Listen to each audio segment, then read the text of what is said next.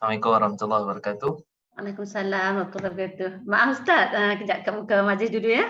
Okey, A'udzubillahi minasyaitonirrajim. Bismillahirrahmanirrahim. Assalamualaikum warahmatullahi wabarakatuh. Alhamdulillah wassalatu wassalamu ala Rasulillah wa ala alihi wa sahbihi wa man walah. Subhanaka la ilma lana illa ma 'allamtana innaka antal alimul hakim. Rabbi shrah li sadri wa yassir li amri wahlul 'uqdatam min lisani yafqahu qawli. Alhamdulillahilladzi hadana li hadza wa ma kunna linahtadiya laula an hadana Allah. اللهم انفعنا بما علمتنا وعلمنا ما ينفعنا وزدنا علما ربنا يسير ولا تعسير ربنا تمم بالخير ربي زدني علما آمين يا رب العالمين. Silakan Ustaz. Ustaz dah sedia ke? Macam mana? Ustaz? baik insya-Allah. Silakan Baik. Ustaz. Assalamualaikum warahmatullahi wabarakatuh. Innal hamdalillah nahmaduhu wa nasta'inuhu wa nastaghfiruh wa na'udzu billahi min shururi anfusina wa min sayyiati a'malina may yahdihillahu fala mudilla lahu wa may yudlil fala hadiya lahu. Asyhadu an la ilaha illallah wahdahu la syarika lahu wa asyhadu anna Muhammadan 'abduhu wa rasuluh. Allahumma shalli wa sallim ala sayyidina Muhammad wa ala alihi wa ashabihi wa man tabi'ahum bi ihsanin ila yaumiddin. Amma ba'd. Yang saya muliakan Kak Riza, kemudian Kak Syida dan semua sekali yang bersama pada kita pada pagi ini. Pertama minta maaf saya tertukar link tadi, termasuk link lain, patut tak boleh. Okey, termasuk link yang sebelum ni. Okey, jadi mohon maaf. Jadi insya-Allah hari ini kita sambung satu topik pengajian pengkhususan berkaitan dengan muamalat kita. Jadi hari ini insya-Allah kita masuk satu tajuk yang special, yang mana berkaitan dengan kehidupan kita juga. Hari ini saya nak start mula perbincangan kita tentang faraid, okey, tentang harta pusaka. Dan hari ini tajuk faraid lah, mungkin akan ada siri yang kedua sebab hari ini saya nak pergi kepada pengenalan kerana tak cukup mungkin satu siri ni, mungkin perlu dua siri. Jadi berkenaan dengan faraid ini juga kita akan bincang nanti berkenaan dengan wasiat, berkenaan dengan hibah, berkenaan dengan harta sepencarian dan seterusnya, yang saya rasa dia adalah salah satu daripada instrumen yang penting untuk kita bincangkan, terutama bagi di kalangan para isteri lah kan. Jadi insya-Allah nanti kita akan detailkan. Okey, sekejap saya tengah loading. Okey, kalau dah dapat tu boleh minta untuk disebar-sebarkan dalam kita punya group chat kita tu. Okey, jadi kita berbincang hari ini insya-Allah tentang faraid, tentang harta pusaka, satu perkara yang sangat penting. Dia merupakan salah satu daripada perkara yang Allah fardukan kepada kita, yang mana kalau kita perhatikan dia satu benda yang menjadi rumit juga di kalangan masyarakat di Malaysia, terutama orang Islam lah, kerana faraid ni berkait dengan orang Islam. Sebab tu kata Al-Hafiz Imam Al-Jayyani, satu ulama yang sangat hebat, beliau menyatakan bahawa ada tiga benda, tiga perkara yang Allah khususkan kepada umat Muhammad ni, iaitulah berkenaan dengan pertama sekali ilmu faraid, ilmu pengurusan harta pusaka. Kerana dalam agama lain dia tak detail, tak ada yang tak ada langsung, ada yang agak boleh dikatakan hanya sembrono je lah kan, lebih-lebih kurangnya macam tu. Ada pula yang jenis pembahagian dia Islam ataupun agama kita lebih detail, kan, bagaimanakah cara ataupun isu yang berkaitan dengan pembahagian ini. Okey, kemudian juga yang kedua adalah ilmu dipanggil ilmu i'rab. I'rab ni ilmu bahasa Arab. Kan, bahasa Arab ni maksudnya dia bukan bahasa tu sendiri, dia adalah melibatkan baris tu. Kan, sebab kalau bahasa lain tengok tulisan Chinese ke tulisan Indian ke dan sebagainya, dia ada tulisan tapi dia tak ada baris. Kan, kalau kita ada baris, ada bertukar-tukar dia punya perkataan. Contoh perkataan zahaba maksudnya pergi, yadhabu jadi yadhabu maksudnya sedang pergi, maksudnya ada pula jadi zihab kan, dan sebagainya. Maka perubahan perkataan dan juga perubahan dia punya baris tu, itu keistimewaan yang ada dalam agama kita. Baik, yang ketiga adalah ilmu ansab, ilmu tentang garis keturunan, kan, ilmu tentang silsilah, ilmu sanad lah, garis silsilah keturunan, siapakah dia, siapakah keturunan dia dan sebagainya. Maka itu juga antara ilmu yang sangat penting di dalam agama kita. Jadi tiga ilmu ni, ilmu faraid, ilmu bahasa Arab dan juga ilmu nasab keturunan, dia adalah ilmu yang sangat penting dalam Islam, yang mana kita perlulah secara ringkasnya kita kena tahu. Tapi apa yang kita nak bincang pada pagi ini adalah ilmu faraid, adalah ilmu yang sepatutnya kita kena tahu. Paling-paling kurang mungkin kita tak pandai kira, kita tak tahu kira, tapi paling-paling kurang adalah kita mengetahui ke mana saluran. Kan orang kata majlis agama tak terbabit. Majlis agama tidak terbabit dalam urusan berkait dengan pengurusan harta pusaka, kan. Jadi kita jangan main letak, kan. Jadi inilah insya-Allah yang kita nak belajar, yang kita nak bincangkan pada pagi ini insya-Allah. Okey. Jadi bila kita sebut tentang faraid, mirath, tarikah, okey, dia adalah benda yang sama. Dalam bahasa Arab dia ada dipanggil ilmu faraid, ilmu pengurusan pembahagian harta pusaka.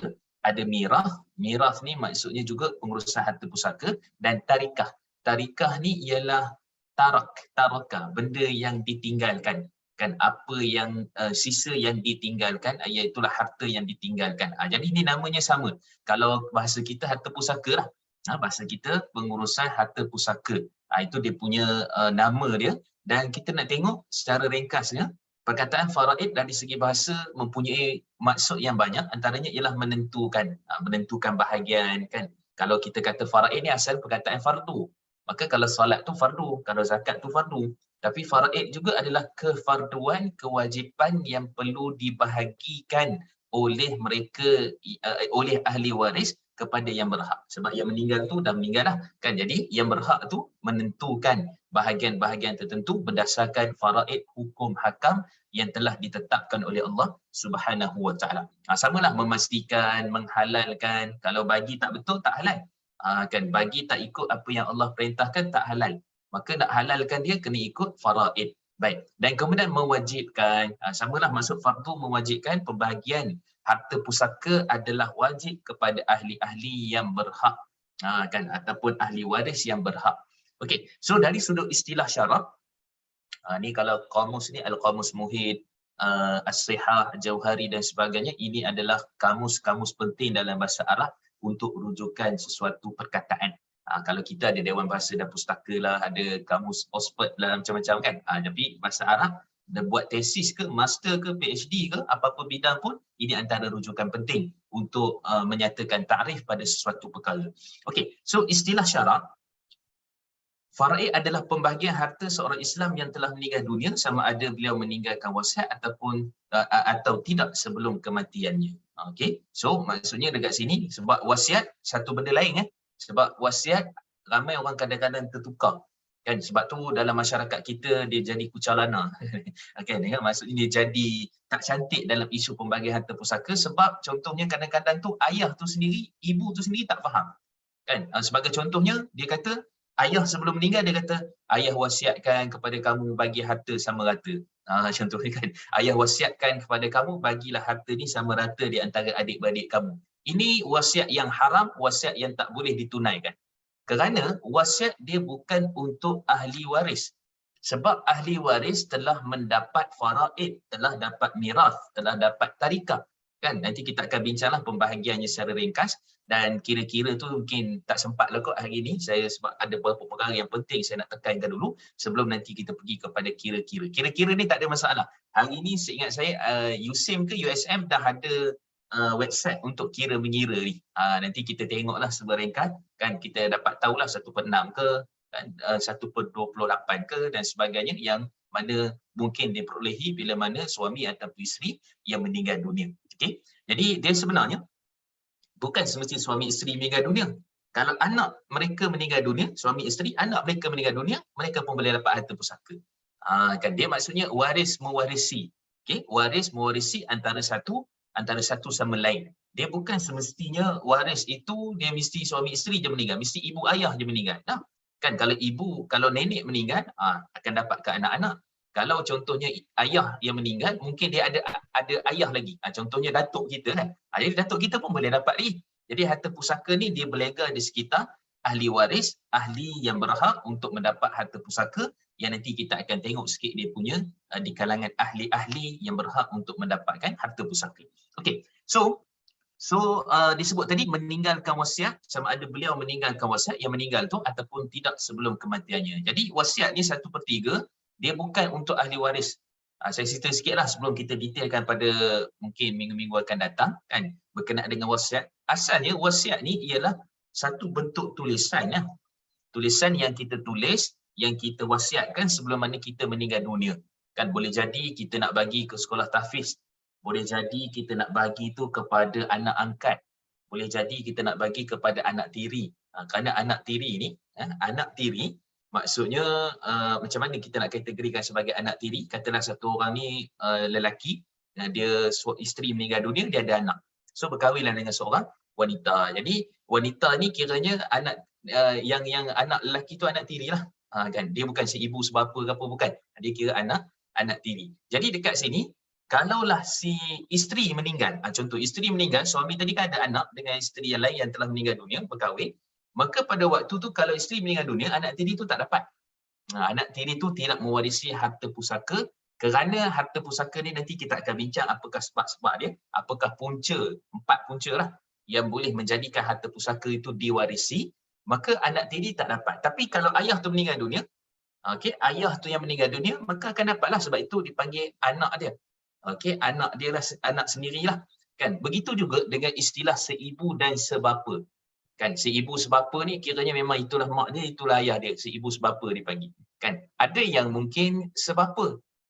Kan, ada yang mungkin sebapa. Contohnya yang ini tadi biasanya poligami lah. Kan, biasa poligami, so dia ada sebapa. So yang ni bukan seibu, maksudnya ibu lain. Dan ibu lain masa hidup pun mungkin isteri pertama, itu anaknya sebapa. Kemudian juga daripada yang lain, jadi itu istilah yang kita panggil sebagai seibu sebapa. Tak apa, kita jangan peningkan di peringkat awal ni, nanti kita akan bincangkan detail pada bila bertemu dengan dia punya ahli-ahli dia. Okey, so wasiat bukan kepada ahli waris, wasiat kepada contoh anak angkat, contoh anak susuan. Okey, anak susuan tak, anak susuan tak dapat harta pusaka. Anak susuan hanya dapat melalui wasiat ataupun hibah kerana dia bukan daripada ahli waris. Kan, mungkin akan tertanya-tanya, bukankah ada hadis yang Nabi sebut dalam riwayat Imam Muslim, ma yuharrimu minar radha'ah yuharrimu minan nasab, apa yang dijadi mahram disebabkan penyusuan jadi mahram sama seperti sebab nasab keturunan. Betul, hadis tu betul, tapi dia bukan terkait isu faraid. Okey, hadis tu secara umum saja tentang isu aurat, tentang isu lihat, melihat dan sebagainya, aurat-aurat yang dibenarkan untuk didedahkan, yes, itu betul. Tetapi bab harta pusaka, dia tak terbabit, dia tak dapat. Bahagian dia tak ada di dalam Quran dan sunnah Nabi, maka bagaimanakah pengurusannya? Maka melalui wasiat. Nanti kita akan detailkan wasiat, macam mana caranya, penulisan wasiat dan seterusnya, yang kita akan pergi kepada next perbincangan kita. Jadi kita tak bincang tentang wasiat ni, jangan salah anggap faraid adalah wasiat, wasiat adalah faraid. No, bukan. Faraid adalah pembahagian yang Quran telah tetapkan di dalam surah An-Nisa ayat 11, 12, 13, nanti kita akan perincikan sikit. Tetapi kalau wasiat, benda yang tak ada dalam Quran, benda tak ada dalam sunnah yang ditetapkan kepada ahli-ahli selain daripada ahli waris. Kemudian ada pula yang kedua, dipanggil hibah. Hibah tu nanti kita detailkan juga. Dan yang ketiga pula ada harta sepencarian. Bagaimanakah isunya? Ada yang kata harta sepencarian ni tak ada, tak boleh dalam Islam. Tapi apakah pendetailan, nanti kita akan perbincangkan. Okey, so faraid ialah apa? Pembahagian harta seorang Islam yang telah meninggal dunia, sama ada beliau meninggalkan wasiat ataupun tidak sebelum kematiannya. Maksud pembahagian harta setelah meninggal dunia. Okey, persoalan, kalau sebelum meninggal dunia, dia suka-suka hati je bagi harta dia dekat siapa-siapa. Contohnya dia bagi je lah, sedekah kat sana, wakaf kat sana. Kita kata yang itu tidak jadi masalah kerana itu asalnya adalah harta dia. Yang masalah dia ialah bila dia meninggal dunia, maka harta tu tertakluk kepada ahli waris. Sebelum dia meninggal dunia, tak kisahlah dia nak bagi kepada tahfiz ke, anak yatim ke, nak bagi dekat sekolah ke, masjid ke, itu harta dia asal. Dan tak ada kaitan pun dengan ahli waris dia, sebab itu adalah harta dia yang asal. Kan, itu dia punya konsep dia. Tetapi kalau dia telah meninggal dunia, maka semua harta dia tertakluk kepada punca kuasa ataupun nanti probek ataupun apalah nanti kita sebutkan berkenaan dengan ahli waris yang wajib untuk mendapatkan harta pusaka. Okey. So itu ringkasnya dulu. Kemudian kita tengok kepada dalil faraid daripada Al-Quran. Allah Subhanahu Wa Taala menyatakan dalam Al-Quran, a'udzubillahi minasyaitanir rajim, saya baca sikitlah.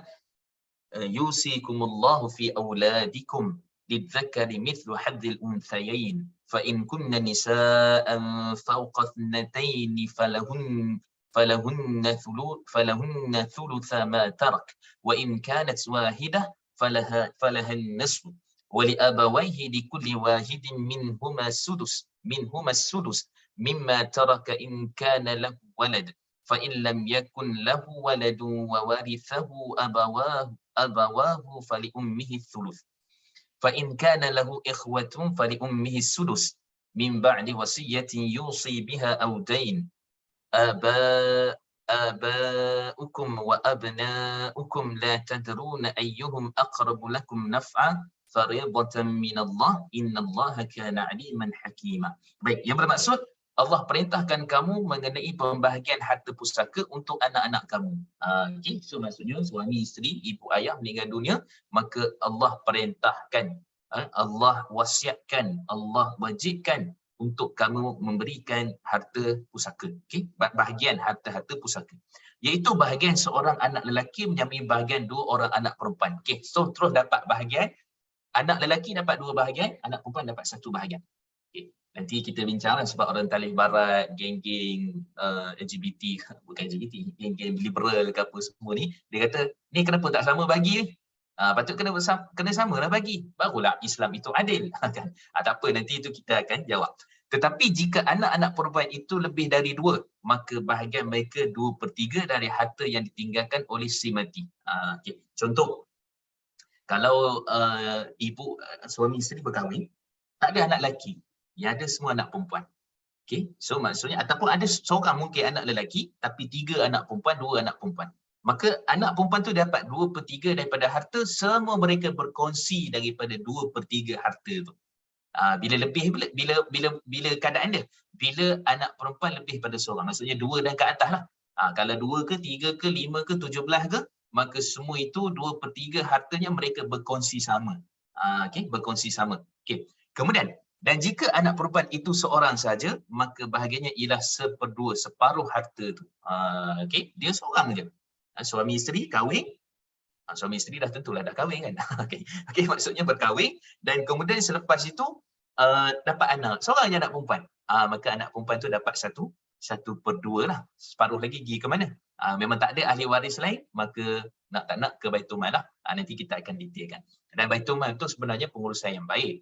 Ramai orang dia bimbang bila harta pergi ke Baitul Mal. Sebenarnya Baitul Mal mereka ada SOP. Pengurusan harta itu mestilah patuh syariah, mestilah ikut standard SOP, dan kita dapat pahala. Kan kita dapat pahala kerana mereka uruskan harta tu dengan cara yang terbaik, dan mudah-mudahan itu asal daripada harta kita, walaupun bukan lagi milik kita sebab dia dah diagih secara faraid kan, secara kepada Baitul Mal, tetapi hasil asalnya itu adalah daripada kita, maka dengan sebab keredaan dan sebagainya, maka mudah-mudahan pahala untuk kita. Okey. Dan kemudian seterusnya, dan bagi ibu bapa si mati, yang mati suami, yang mati isteri, tapi ada ibu bapa lagi. Okey, ibu bapa ni maksud ibu bapa betul bukan ibu mertua. Okey, katalah contohnya yang meninggal suami, so suami ada ibu bapa. Bukan ibu mentua atau mak mertua. Bahasa Kamus Dewan bukan mentua ke mertua rasanya kan. Kena cek balik tu kan, Kamus Dewan rasanya mentua ke mertua, mertua kot. Jadi ibu mertua dia, bapa mertua dia, yang tu tak dapat. Tapi kalau anak dia yang meninggal, pak mertua kita, ibu mertua kita, anak dia meninggal, maksud isteri kita lah contoh, atau suami kita, maka dapatlah kat dia. Okey, jadi maksudnya ini dipanggil sebagai ashabul furud. Maksudnya mereka waris-waris utama.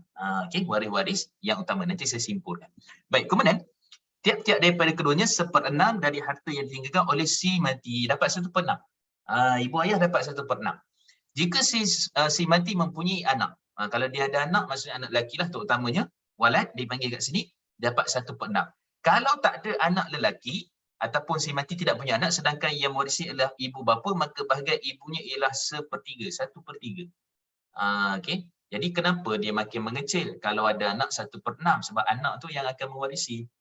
Okay, itu yang waris utama. Dia waris utamanya suami anak, ataupun isteri anak, laki perempuan.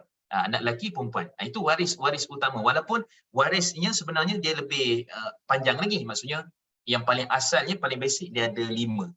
Suami ataupun isteri, kemudian anak lelaki, kemudian anak perempuan, kemudian ayah si mati, kemudian ibu si mati. Okey. Jadi itulah dia punya waris yang asalnya. Adapun adik-beradik, tu dia jadi lain tu. Memang ada tapi nak kena tengok. Kalau semua ibarat ginilah, semua dah habis dah dekat mereka berlima ni, maka adik-beradik tak dapat. Pak saudara tak dapat. Ni semua tak dapat. Kan? Jadi sebab tu kadang-kadang kes yang berlaku dalam masyarakat kita ni, pak saudara nak masuk campur. Kan, padahal pak saudara tak ada satu sen pun hak dia tu pada asalnya. Kalau dia ada anak, kalau si mati tu adik dia tu, contohlah yang meninggal tu lelaki, adik dia berkahwin, ada anak lelaki perempuan, ada isteri, tu dah waris dia. Dia takkan pergi kepada dia. Kan mungkin pula ada mak ayah dia, mak ayah dulu. Jadi jauh lagi nak sampai kat dia tu. Yang ni kadang-kadang pak saudara, mak saudara yang sibuk. Itu yang pelik tu. Padahal dia orang tak ada pun dapat daripada bahagian tu. Okey, seterusnya. Tetapi jika si mati tidak mempunyai anak, sedangkan kalau pula si mati itu mempunyai bapa orang saudara adik-beradik, maka bahagian ibunya ialah 1/6. Ni pula, kalau pula si mati itu mempunyai bahagian bapa orang saudara adik-beradiklah, maka bahagian ibunya ialah 1/6, 1/6. Okey, nanti kita detailkanlah ni. Ni sebab susunan ayat ni dia agak sukar sikit kita nak faham, nanti kita bincangkan. Pembahagian itu ialah sesudah selesaikan wasiat dan yang telah diwasiatkan oleh si mati dan sesudah dibayarkan hutangnya. Ini disebut dalam ni 2 je. Maksudnya selesaikan wasiat si mati. Wasiat ni apa? Wasiat yang tadi itulah yang tidak lebih 1/3. Nak bagi kepada tahfiz, nak bagi kepada anak angkat, nak bagi kepada anak susuan. Sebab semua benda yang telah diwasiatkan itu secara jelas, sebab hari ini dia lebih kepada dokumentasi lah, mahkamah ataupun peguam dan sebagainya. Kan? Tapi secara asalnya, peguam syar'i lah maksudnya kat situ. Tapi secara asalnya, kalau kita kata wasiat ni, tulis wasiat, letak bawah tilam, bawah katil pun, valid lah wasiat tu. Kan? Valid lah. Ataupun contohnya, hari ni ada grup WhatsApp kan. Jadi letak awal-awal tu, biar anak-anak semua tahu, ni pak ayah nak wasiatkan kepada sekolah tahfiz 5,000. Jadi maksud bila ayah meninggal dunia nanti 5,000 ni tak masuk faraid dah.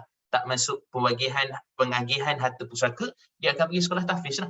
Maka perlu diselesaikan wasiat tu. Okey. Kemudian seterusnya, sesudah dibayarkan hutangnya, dia hutang piutang pun penting. Okey.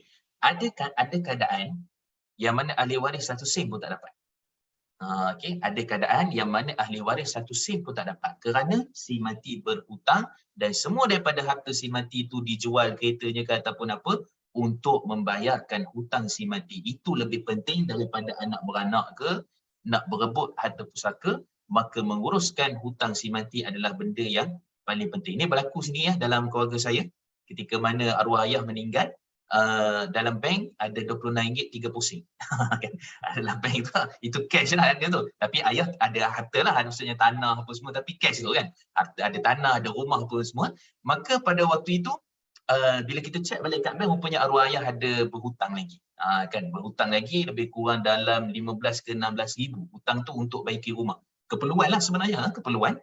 Maka pada waktu tu kami pakatlah adik-beradik semua macam mana kita nak buat ni. Kemudian dia boleh minta diskaun rebate dekat bank dan kemudian kena bayar seingat saya dalam 8,000 kot. Jadi kami berkongsi apa semua, kami pun selesaikan hutang arwah si ayah. Yang kami bagi mana? RM26 30 sen. Yang itulah yang kami bagi. Itu tak bagi pun, kira-kira selesai gitu je lah kan. Cuma kita nak bagi tahu kepentingan kita menyelamatkan arwah si mati itu lebih penting daripada tergantung. Kan kita dah bincangkan bab hutang sebelum ni, kan? Bertemu dengan Allah pencuri, kemudian harta habis, dia punya apa pahalanya habis disapu kerana ada hutang, ada beberapa perkara yang tidak diselesaikan. Itu kita bimbang. Maka untuk mendamaikan arwah, maka kita rela kan daripada sudut apa pun untuk kita berkorban untuk arwah, kerana arwah telah berkorban untuk kita, untuk untuk ibu saya, untuk adik-beradik saya, sediakan rumah, sambung rumah, renovation rumah dan sebagainya untuk keselesaan. Jadi kita kata apa salahnya kita berkorban walaupun kita tak dapat apa-apa daripada harta pusaka yang ditinggalkan oleh arwah ayah ataupun ibu kita. Itu penting tu. Sebab ada setengah orang, harta pusaka. No. Tengok dulu hutang si mati tu, selesaikan dulu kerana itu adalah lebih bermanfaat. Okey, so pengalaman lah tu, maksudnya bagaimana kita mengurus. Kita tahu kita urus secara terbaik. Bukan isu ni rumah ni macam mana nak bagi ni. Kan, mak ada lagi. Kan, ni tanah 10 ekar ni, dia feda kan, tanah 10 ekar apa semua tu sebab geran tu dah dapat dah pada nama. Jadi macam mana nak uruskan? Sebab tanah feda ni, isu paling besar urus harta pusaka. Dia sangat rumit. Sangat rumit. Tapi kita nak bagi tahu bahawa kita tahu mana dahulu, mana kemudian, mana terutama, mana yang paling utama untuk kita selesaikan. Okey. Ibu bapa kamu dan anak-anak kamu tidak mengetahui siapakah di antara mereka yang lebih dekat serta banyak manfaatnya kepada kamu. Pembahagian harta pusaka dan penentuan bahagian masing-masing seperti yang diterangkan itu ketetapan Allah. Kenapa Allah sebut pada ayat ni ibu bapa kamu dan anak-anak kamu tidak mengetahui siapa di antara mereka yang lebih dekat serta banyak manfaat kepada kamu? Maksudnya selepas berlaku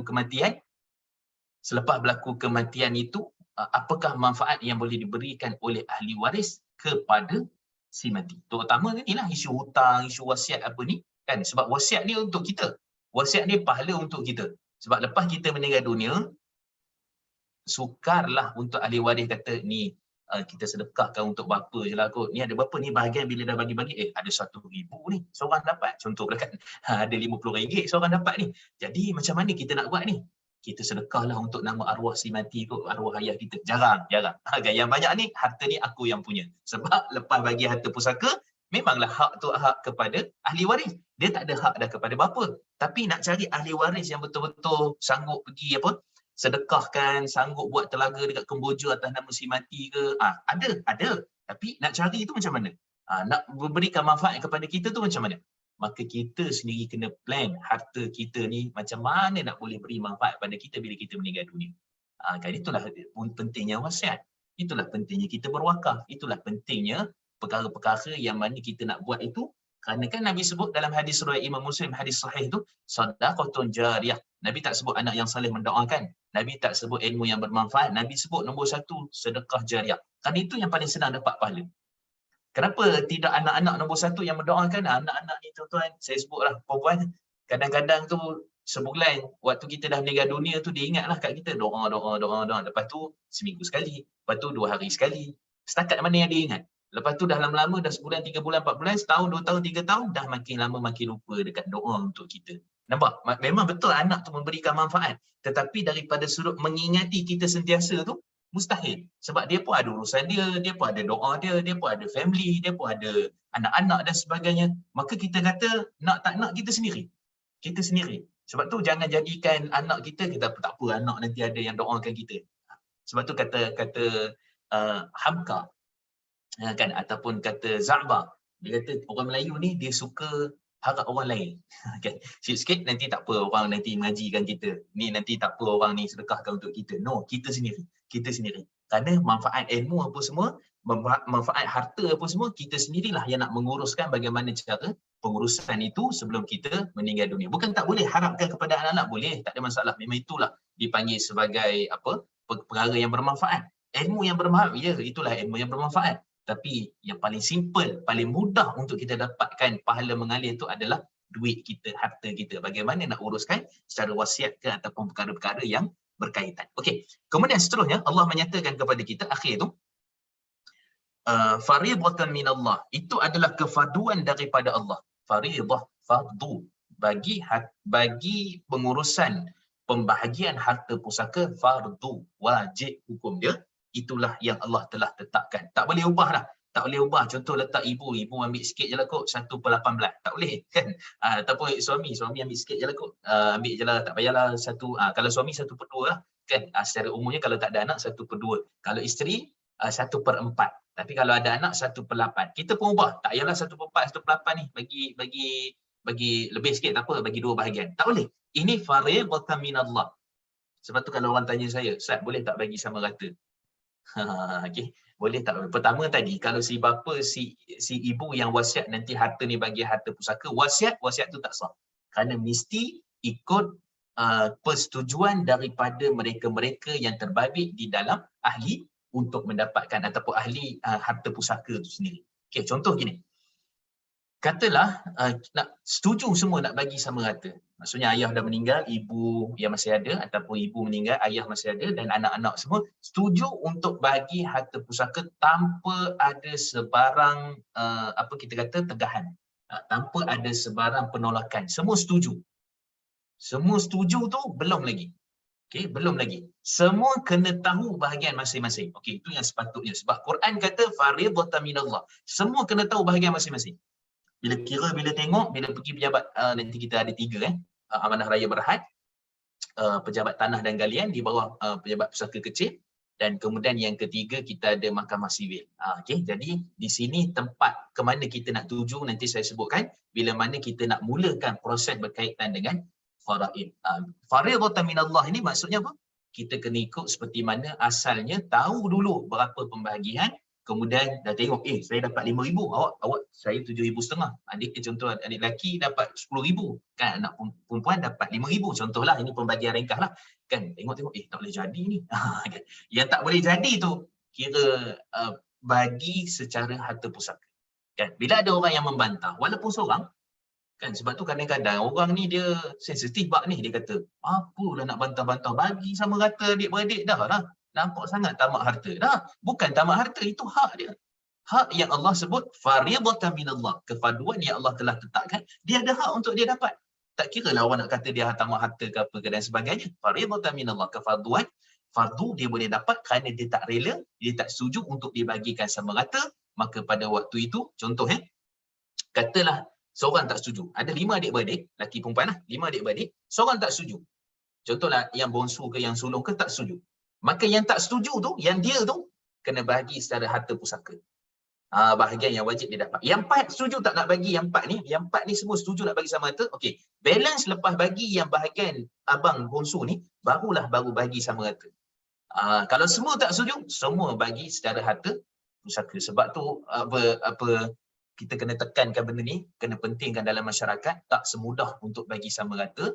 Kita nak kena faham dulu berapa pembahagiannya, kerana dia adalah kefarduan. Kerana bila kes dah naik ke mahkamah, bila kes telah pun dibahagikan, tiba-tibalah lepas 3 minggu pembahagian, ada seorang tak setuju. Iaitu tidak lagi dikira sebagai dia menyukar dan menyusahkan urusan. Sebab tu bincang elok-elok. Kata betul-betul nak bagi sama rata ke apa semua ni, sebelum kes ni naik mahkamah ke, ditulis ke apa ke dan sebagainya, diputuskan, betul-betul punya perbincangan, redha, betul-betul redha. Bukan semata-mata kita kata lepas tu rasa macam tak setuju pula. Lepas 3 minggu, lepas sebulan, lepas tahun contohnya. Iaitu dah jadi isu yang lain yang sukar untuk menyelesaikan. Maksudnya, awal-awal perbincangan tu kena pastikan betul-betul kalau setuju untuk bagi secara harta secara sama rata. Itu dia punya konsep. Okey, Allah sebut lagi fariidatan minallah ini merujuk kepada apa? Merujukkan harta pusaka tu kena serah segera. Buat segera. Tak ada istilah orang Melayu ni. Apa? Kubur masih merah. Kubur masih merah ke apa ke, kan tak kisahlah, ada tanah pasir, ada tanah lain, kan tak semesti tanah merah. Tapi nak ceritanya apa dia? Itu adalah satu benda yang doktrin dalam masyarakat kita ni, tamak betul harta dia ni. Abang Long ni tamak betul harta. Sikit-sikit harta pusaka. Mak baru meninggal seminggu. Mak baru meninggal 8 minggu. Contohnya kan. Ayah baru meninggal. Dah. Ceritanya ialah yang meninggal itu meninggal. Tinggallah kebajikan dia, tinggallah kebajikan anak-anaknya untuk dia. Kan? Tetapi pembahagian kepada mereka yang masih hidup tetap fariidatan minallah. Kefarduan daripada Allah yang perlu disegerakan. Itu maksud dia. Baik, kemudian Allah kata innallaha kana aliman hakima. Kemudian Allah Subhanahu wa taala Maha mengetahui, Maha bijaksana. Kenapa? Sebab akan ada nanti adik-beradik yang culas. Ada adik-beradik nanti berpakat. Ada nanti saudara mara akan berpakat. Yang tanah tu akan pergi. Saya banyak orang mengadu tuan-tuan. Kes-kes seperti ni. Mereka berpakat. Berpakatlah, buat ni lah, buat wasiat palsu lah, buat apa dan sebagainya. Akhirnya dia tak dapat apa. Kan? Dan kemudian ada pula yang dia patutnya ahli waris, patut dapat harta pusaka, tapi dengan sebab kebijaksanaan, kelicikan abang-abangnya, kakak-kakaknya, dia tak dapat apa. Maka Allah kata apa? Innallaha kana aliman hakim. Allah tahu apa yang kamu buat tu. Kamu ingat kamu lepaslah kat dunia. Kan? Tapi hakikatnya Allah Maha mengetahui, Allah Maha bijaksana. Kan? Daripada ayat ni pun kita dah rasa gerun bagaimana proses faraid itu pengurusannya, menunjukkan bahawa harta dalam Quran ni sedetail-detail perkara. Harta dalam Quran adalah sedetail-detail perkara. Tak macam solat, tak macam puasa. Apa kita kata macam mana nak rukuk. Kan? Apa perkara yang rukuk dalam solat. Itu semua detail dalam hadis. Menunjukkan harta ni juga satu benda yang sangat penting, kerana kegagalan harta pengurusan ini membawa kesan tak ada guna. Solat, puasa, zakat, haji tu semua tu akan berpindah pahalanya kepada orang-orang yang kita zalimi dan kepada orang yang kita culas dalam isu pembahagian, terutama tentang harta pusaka. Bukan maksud tak payah solat. Tu jangan silap faham kan. Bukan maksud tak payah zakat, tapi kesannya tentang harta, dia akan memberi impak besar kepada kita dekat akhirat. Okey. Kita tengok sikit dalil faraid daripada hadis Nabi SAW. Sebab tu bila Kak Syida tanya apa tajuk kita, saya pun tengok fikir apa benda nak bawa ni. Ni slide ni pun baru buat juga. Kena fikir-fikir apa. Jadi kita jalan je lah kan. Mana yang sempat tu kita jalan je insyaAllah. Okay. So dalil faraid hadis. Pertama dalam riwayat Imam Al-Bukhari daripada Abdullah ibn Abbas, hadis sahih. Al-hiqu al-faraid bi ahliha. Fama baqiya fahuwa al-ula rajulin zakar. Baik. Hendaklah kamu berikan fardu-fardu kepada ahli-ahlinya. Maksudnya harta pusaka itulah kepada ahli-ahlinya. Apa yang berbaki maka untuk lelaki yang lebih utama. Kan, okay, saya jawablah kat sini kenapa. Pertama sekali, lelaki ni dia punya nafkah tanggungjawab yang dia perlu laksanakan. Sama ada dia tu berkahwin ke belum berkahwin, nanti dah berkahwin terpaksa nafkah tu mesti didahulukan kepada si isteri. Okay. Kemudian yang kedua, kerana daripada sudut yang lain positifnya, iaitu yang membayar mahar perkahwinan, pengurusan apa semua adalah lelaki. Jadi sebab tu berat tanggungjawab itu lebih kepada lelaki.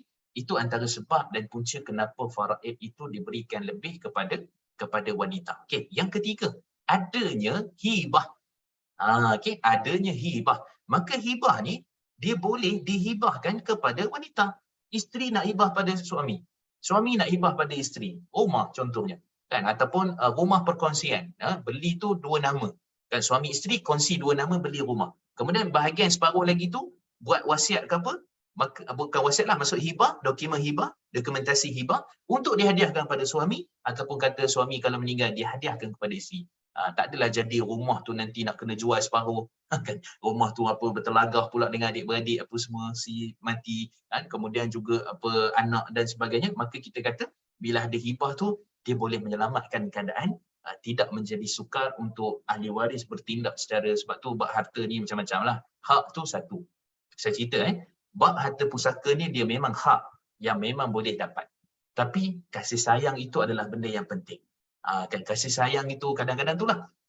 Ada setengah orang ni dia jenis memang dia dapat bahagian tu, tapi sebab dia kesian anak saudara dia, kesian ke isteri dia, adik dia meninggal dunia, dia pun sedih, dia bagikan. Kan hibahkan.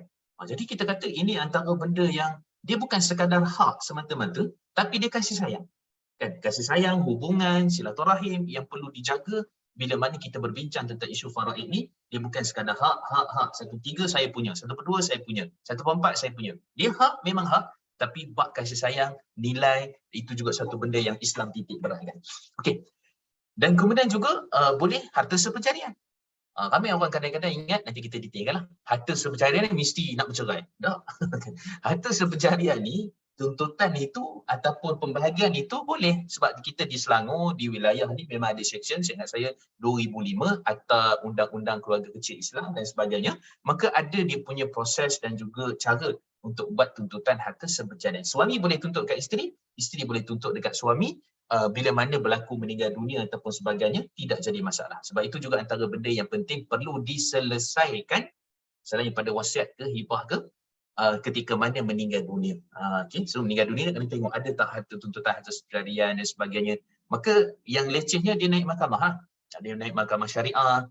Kemudian hakim akan tentukan bahagian-bahagian yang dia akan dapat. Kemudian juga nak tengok daripada sumbangan secara langsung, sumbangan secara tak langsung. Sumbangan secara langsung ni maksudnya macam mana? Katalah suami buka syarikat, isteri invest, isteri bagi modal 10,000. Tu sumbangan secara langsung. Dah tentu-tentu berhak si isteri untuk menuntut bahagian dia.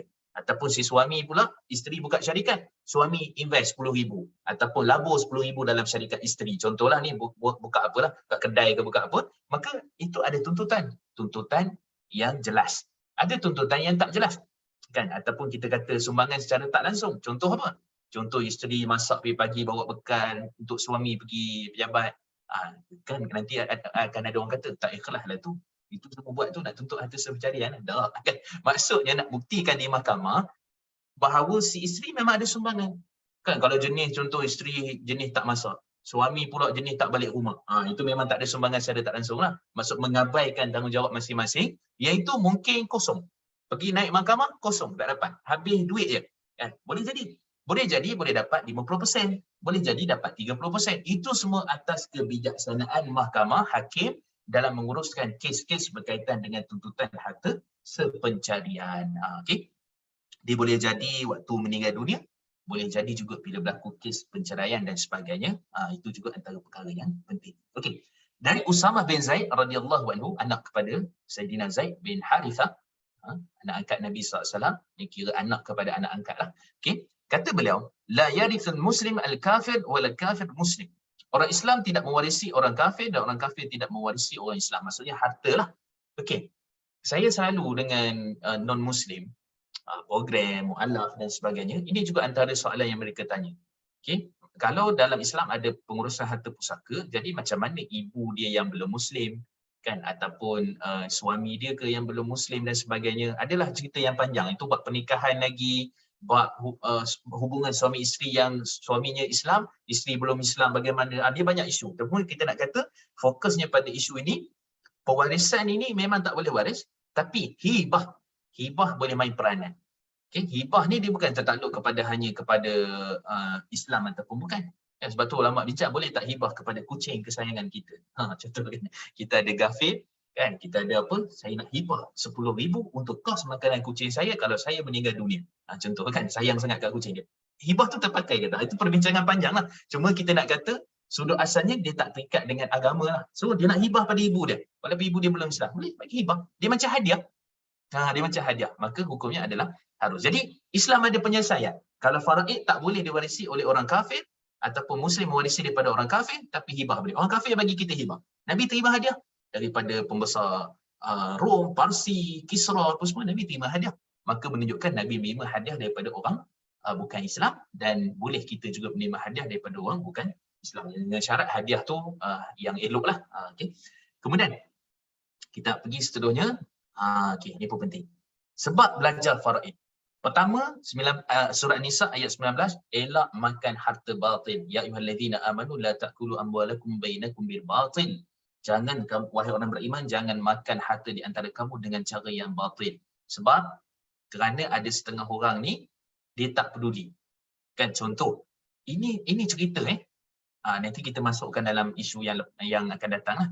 Pertama sekali, tak diselesaikan beberapa keturunan dah berkait dengan harta pusaka. Moyang dengan datuk meninggal, tak selesai urusan harta pusaka. Kan, moyang dengan datuk pula, moyang apalah yang paling atas sekali, kemudian ayah kita dengan mak kita, kemudian kita pula meninggal dunia, tak selesai lagi, kemudian anak-anak kita. Itu jadi masalah tu. Jadi bertingkat-tingkat. Maka dengan sebab bertingkat-tingkat yang tidak selesai itu, kita bimbang kita makan harta orang lain secara batil tanpa diketahui. Kita makan harta puak saudara kita, patutnya tu hak dia. Kan kita makan, tapi kita rasa macam ini tanah ni kan daripada keturunan kita dulu, keturunan nenek moyang kita. Keturunan nenek moyang ni dia tak pakai. Dia ceritanya pembahagian tu. Kan harta pusaka yang telah dibahagi tu. Kalau dok pakai nenek moyang, kita kata tu zaman Nabi Adam dulu kita punya nenek moyang kira kita punya semualah. Kan. Jadi nak ceritanya ialah supaya kita tak makan harta orang lain, ambil harta adik-beradik kita. Sebab tu hutang dengan adik-beradik kena bayar. Makan harta adik-beradik secara batil tak boleh. Maka kita kena jelas benda ni.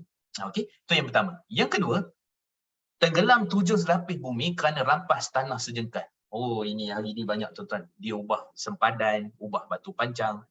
Contohnya, bila ukur-ukur tengok ada sepokok durian, musang king. Buah banyak. Kan, tengok-tengok ni tengah-tengah sempadan ni.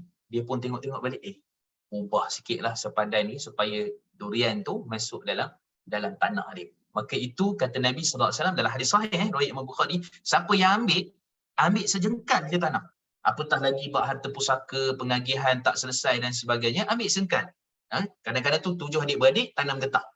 So getah ni rupanya 5 batang ni masuk kepada anak ketiga, tapi rupanya masuk kepada anak yang keempat.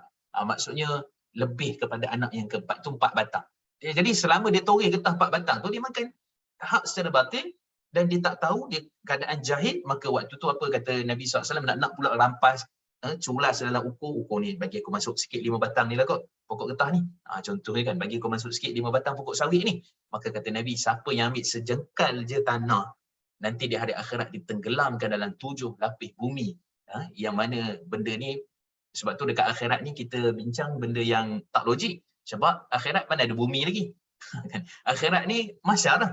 Tapi sebenarnya nak menggambarkan supaya manusia berfikir, kalau bumi ni ada 7 lapis, ada kerak bumi, ada apa semua, metal dia, metal lapisan-lapisan apa semua tu, maka kita kata hebat tu, sampai tenggelam tu. Maka dahsyatnya bila mana Allah sebut tentang perkara ini. Okey. Kemudian seterusnya pengurusan dan kewajipan. Macam kita sebut pada ayat tadi, macam mana cara pengurusan dia, kewajipan-kewajipan dia, apa perkara yang kita perlu buat dan seterusnya. Okey, kemudian yang keempat, makan harta anak yatim, surah An-Nisa. Makan harta anak yatim, pak saudara hati-hati, mak saudara hati-hati. Kan. Jangan makan harta anak yatim. Ambil patutnya hak tu hak kepada anak saudara dia. Oh, dia masuk campur semua-semua, oh dapat sikit. Contohnya kan. Patutnya harta tu akan pergi kepada anak yatim, sama ada di kalangan lelaki ataupun wanita, kan, kanak-kanak lah ataupun anak-anak kan. Jadi jangan dikesampingkan. Kalau tidak, termasuk pada makan harta anak yatim secara batil. Okey. Kemudian elak kekal dalam neraka. Oh, ini paling besar sekali.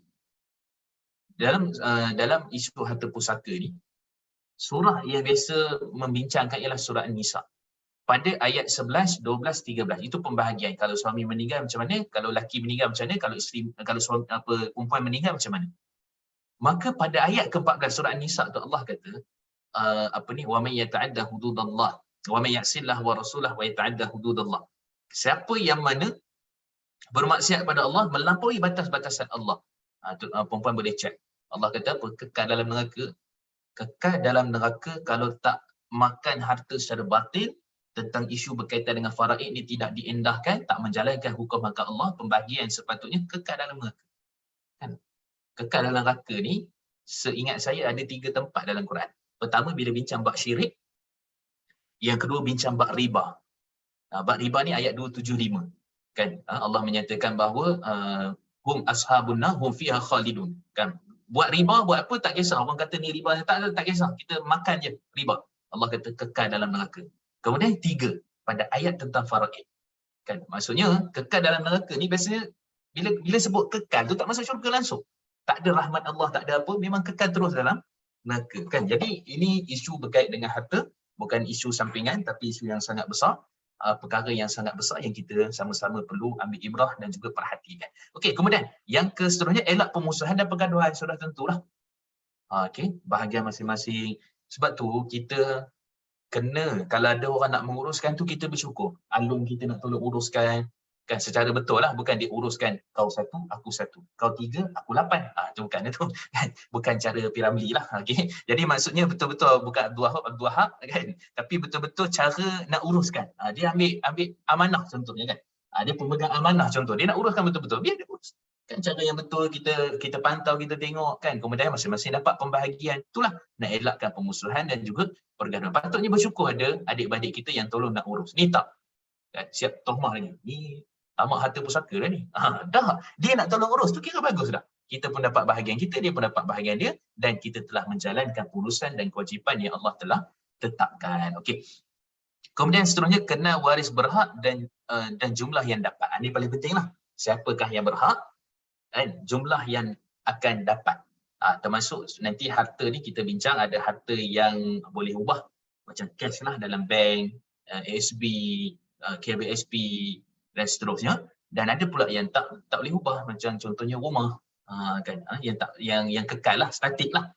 Maka semua itu semua tertakluk kepada isu yang berkait dengan faraid. Kemudian jumlah dapatnya berapa, yang ni dapat 1/2, ni jadi 1/16, ni jadi 1/18, 1/28 contohnya. So semua masing-masing akan mendapat bahagian 6/28, 7/28. Itu nanti kita akan tengok sikit dia punya kaedah kiraan yang ada dan cara pengurusannya. Okey, cuma persoalan dia, boleh tak agih sendiri ataupun kena melibatkan sekian. Dia bila melibatkan sendiri ni sebenarnya boleh. Kalau orang tu tahu dia dapatkan ni, adik-beradik semua faham tentang pembahagian faraid, boleh je agih secara sendiri. Sebab zaman dulu pun tak ada mahkamah pun. Zaman sahabat, zaman Nabi apa semua dulu kan, tentang isu-isu ni tak ada pun mahkamah, tak ada pun amanah raya berhad, tak ada pun pejabat pusaka tanah dan sebagainya. Tapi sebab dia keterikatan dengan perundangan, keterikatan dengan perundangan, kita ada uli amri, maka tak nak kena melalui proses tu. Kan saya dulu pun pergi pejabat pusaka kecil, bagaimana pengurusan tanah, federal apa benda dan sebagainya, kita pergi adik-beradik semua okey. Sekejap je selesai itu. Saya ingat saya selepas sebulan arwah ayah meninggal, semua adik-beradik sepakat kita kena selesaikan. Tapi alhamdulillah semua adik-beradik sepakat bagi kat mak. Tu cerita. Bagi kat mak, biarlah mak yang uruskan dulu selagi ada hayat mak, maka lepas tu terpulanglah macam mana. Cuma kita nak kata benda tu simple. Adik-beradik selesai, ada ahli waris yang terlibat, pergi sekejap je, tak sampai setengah hari pun. Isi borang apa semua bawa kat pengadilan, nanti saya cerita sikit macam mana, apa benda dokumen-dokumen penting kepada nak membuat tuntutan ataupun kita kata pembahagian faraid ni. Okay, so kenal waris, jumlah yang dapat. Sebab tu kena cari semua ahli waris ni. Kena cari. Contohnya dia ada anak anak seibu. Kena cari anak seibu tu. Kan, anak seibu. Bukan sebapa tapi seibu. Jadi kena cari. Kalau contoh seibu sebapa tu jelaslah memang ada depan mata kita. Kan, adik-beradik seibu sebapa, tapi yang seibu ataupun sebapa, kan, ataupun waris-waris tu contohnya ayah dia mungkin, kan, ataupun mak dia mungkin, semua kena cari ahli waris tu. Sebab kalau tak ada ahli waris tu, pembahagian harta pusaka tak dapat untuk dibahagikan kerana secara asasnya pembahagian tu dia kena cari dan orang tu kena dapatkan bahagian tu. Maksudnya bahagian tu kena bagi kat dia. Tak boleh kita samping je lah kat dia. Kan, juga kes ini berlaku bila mana poligami. Kan. Ini masalah juga, suami rahsia lah apa. Lepas 16 tahun baru tahu yang rupanya telah dipoligamikan. Contoh dah tu kan. Tapi ceritanya ialah tak kira dipoligamikan ataupun tidak, tapi bila sebut tentang poligami, isteri pertama ke, kedua ke, ketiga, keempat, semua ada hak. Tak boleh isteri pertama menafikan hak isteri kedua menafikan hak isteri pertama dan sebaliknya. Semua itu ada hak. Semua itu ada hak kepada tuntutan, kepada dia punya harta bila mana telah meninggal dunia. Cumanya untuk dapat banyak ke sikit, contoh isteri pertama dah lama dah hidup dengan suami ni, takkanlah dapat sama macam isteri kedua baru 2 hari kahwin. Pada 2 hari tu suami sakit jantung, meninggal. Contoh kan, ataupun accident, contoh kan. Okey. Jadi lepas tu kita kata tak ada masalah. Asalnya memang nampak macam sama, tapi si isteri boleh membuat tuntutan harta sepenjadian isteri pertama tadi tu. Maka dengan sebab harta sepenjadian tu mungkin dia boleh dapat lebih. Sebab dia dah lama duduk dengan suami dia. Yang ini tak terbukti apa-apa sumbangan lagi, hanya melalui perkahwinan. Bila perkahwinan dapat harta pusaka, dapat. Tapi untuk harta yang sebelum-sebelum ini, mungkin ada bukti menunjukkan sumbangan isteri secara jelas dan sebagainya, maka daripada sudut peruntukan undang-undang kita boleh untuk ada tuntutan yang seperti itu. Okey, itu dia punya konsep supaya kita lebih jelas ke mana nak pergi dan apa yang berkait. Okey.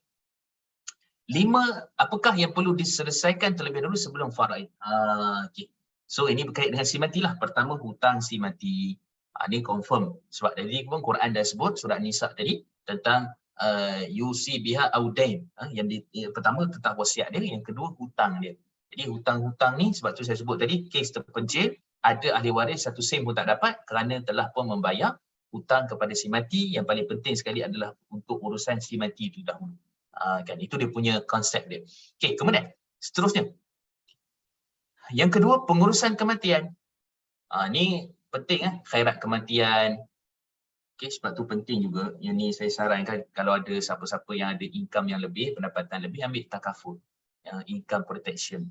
Kan, berkait dengan itu nanti saya bincang waktu lain lah tentang isu takaful. Bukan suruh ambil takaful, tapi kita faham sikit. Sebenarnya orang kat luar sana kata kena ambil takaful, kena ambil. Apa sebab ni?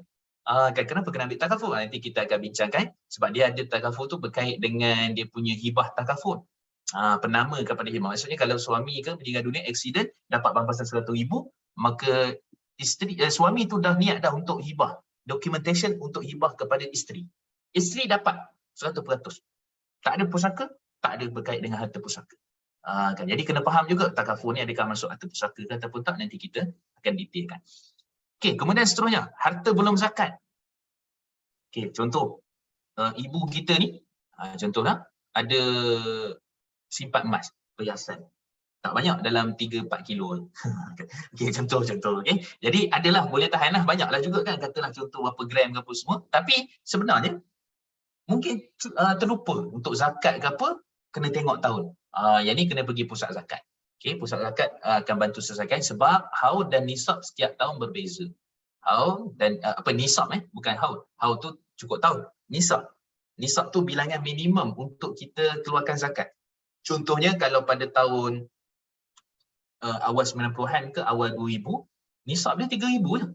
3,000 maksudnya dah kena keluarkan 2.5%. 3,000 tu nilai duit lah. 85 gram pada waktu itu bersamaan dengan 3,000. dan kena keluarkan 25%. Berapa ratus jugalah, 100 lebih 200 macam itulah. Okey. Kemudian zaman sekarang 85 gram bersama dengan 21,000 lebih kurang. Okey, jadi tengoklah berapa tahun yang si mati belum bayar apa semua tu, maka sebelum agih harta pusaka wajib diselesaikan dulu hutang zakat, kerana kata Nabi SAW dalam riwayat Imam Muslim hadis sahih, fadainullahu ahaqqu an yuqda, hutang Allah lebih layak untuk dibayar, kerana zakat adalah hutang dia dengan hutang Allah, dan hutang juga dengan manusia kan kepada asnaf zakat. Itu maksud dia. Okey, so kena selesaikan. Yang seterusnya wasiatlah. Kita sebut tadi haji. Okay, dalam mazhab Syafi'i kata Imam Nawawi, yang wajib dibuat haji, badal haji bila mana si mati berwasiat. Ada wasiat maksudnya nanti bila ayah meninggal dunia buatkan badal haji untuk ayah. Bila wasiat wajib hukumnya menunaikan wasiat. Tapi kalau haji tu tak diwasiat, kan mungkin sebab arwah ni dulu sakit ke apa, maka harus saja ataupun sunat saja untuk dibuatkan haji untuk si mati kerana tidak wasiat. Okey, itu kena jelas tu. Tetapi kalau kita sendiri, anak-anak contohnya, kongsi sikit lah lepas harta pusaka bahagi ni, kita kongsi sikit, kita buatkan badal haji untuk arwah ayah. Ayah tak ada wasiat, ayah tak ada mention apa, tapi kita buatkan badal haji. Tapi badal haji pun kena tengok-tengok juga, kalau 2,500, 3,000, penipu. Itu pun kena faham juga tu. Kan? Jadi kita nak kena bijak ke urusan ni. Kan? Kalau dah 7,000, 8,000, sebab tu hari tu, alumni Universiti Islam Madinah, sahabat-sahabat kita ni declare, menyatakan bahawa tak ada maksudnya, sebab badal haji ni kita kata travel yang ada ni yang menguruskan badal haji ni, dia kata dia suruh upah pelajar Madinah buat. Jadi pelajar Madinah menafikan, kami tak pernah buat. Tu pelajar mana yang buat tu? Jadi kita kata ini antara perlu cari syarikat travel haji umrah ke yang betul-betul nak buat tu. Biasanya saya ingat lebih pada 5,000 kot. Kalau ikut sekarang punya standard ke 6-7,000, mungkin 10,000 kot. Saya silap badal haji ni bukan 1,500. Yang tu penipu. Kena hati-hati. Okey. Kemudian seterusnya, melainkan kalau dia ada kabel lah dengan Menteri Saudi ke apa, itu saya tak tahulah kan. Tapi saya kata asalnya bukan 2,500, bukan 3,000, lebih lagi. Dan carilah agensi yang betul-betul buat badal haji tu secara transparent, betul-betul tak ada penipuan dan sebagainya. Okey. Kemudian juga wasiat harta lah, wasiat harta bagi sekolah tahfiz apa semua tu perlu juga diselesaikan. Wasiat harta kepada anak angkat. Tapi semua wasiat ni daripada harta si mati yang telah meninggal dunia tidak boleh lebih 1/3. Okey, dalam hadis Sa'ad bin Abi Waqqas dalam riwayat Imam Al-Bukhari, nanti kita detailkanlah bab wasiat ni. Nabi SAW ketika mana menziarahi Sa'ad bin Abi Waqqas. Nabi ziarah Sa'ad bin Abi Waqqas musim-musim pilihan raya ni kena ziarah lah. Okey. Ya nak jadi calon-calon tu kena ziarah lah. Kena pergi pusuk kampung apa semua tu. Itu baru nak jadi calon. Dah, Nabi tak jadi calon. Nabi tu Nabi lah. Maka Nabi ziarah Sa'ad bin Abi Waqqas ketika sakit. Kan? Dia banyak dia punya kelebihan, termasuklah bagaimana sikap seorang pemimpin terhadap rakyat dia. Kan? Jadi Sa'ad bin Abi Waqqas bila Nabi datang tu, Sa'ad tanya, "Ya Rasulullah, aku ni ada harta yang banyak." Sebab Sa'ad bin Abi Waqqas ni ada seorang anak perempuan je waktu di tengah nazak sakit tu ketika mana dia dekat Mekah. Dia ada seorang anak perempuan. Kan? Kemudian ketika sakit tu dia kata, "Aku ada harta, boleh tak aku wasiatkan 2/3 wasiat?" Maksudnya kalau 100,000 tu 2/3 60,000 lah lebih untuk diwasiatkan. Kata Nabi, "La, tak boleh." Kalau gitu ya Rasulullah, boleh tak 1/2? Maksudnya kalau 100,000, 50,000. Okey. Dinar lah. Kata Nabi, "La, tak boleh juga." Kalau macam tu ya Rasulullah, 1/3. Nabi kata, "Na'am wa thuluthu kathir." Boleh 1/3, tapi 1/3 tu pun banyak. Sebab tu ada sebahagian sahabat, Abu Bakar 1/5. Sayyidina Umar, Sayyidina Abdullah ibn Abbas 1/6 ke 1/4 macam itulah. Maksudnya lebih kecil portion dia daripada 1/3. Kan, jadi menunjukkan bahawa wasiat ni dia maksimumnya 1/3. Tak boleh lebih daripada keseluruhan harta. Kalau kita nak wasiat tu biasanya orang jaranglah. Rumah tu adalah juga tapi biasanya cash lah. Contoh kalau simpanan dia ada 100,000, maka tak boleh lebih daripada 60,000. Okey, sebab 30,000 lebih lagi tu dia akan pergi kepada ahli waris harta pusaka. Okey, itu dia punya konsep dia. Kalau kurang pada tu contohnya 10% lagi baguslah. Daripada 100,000, 10,000 dia nak wasiatkan. Lebih baik. Lebih baik.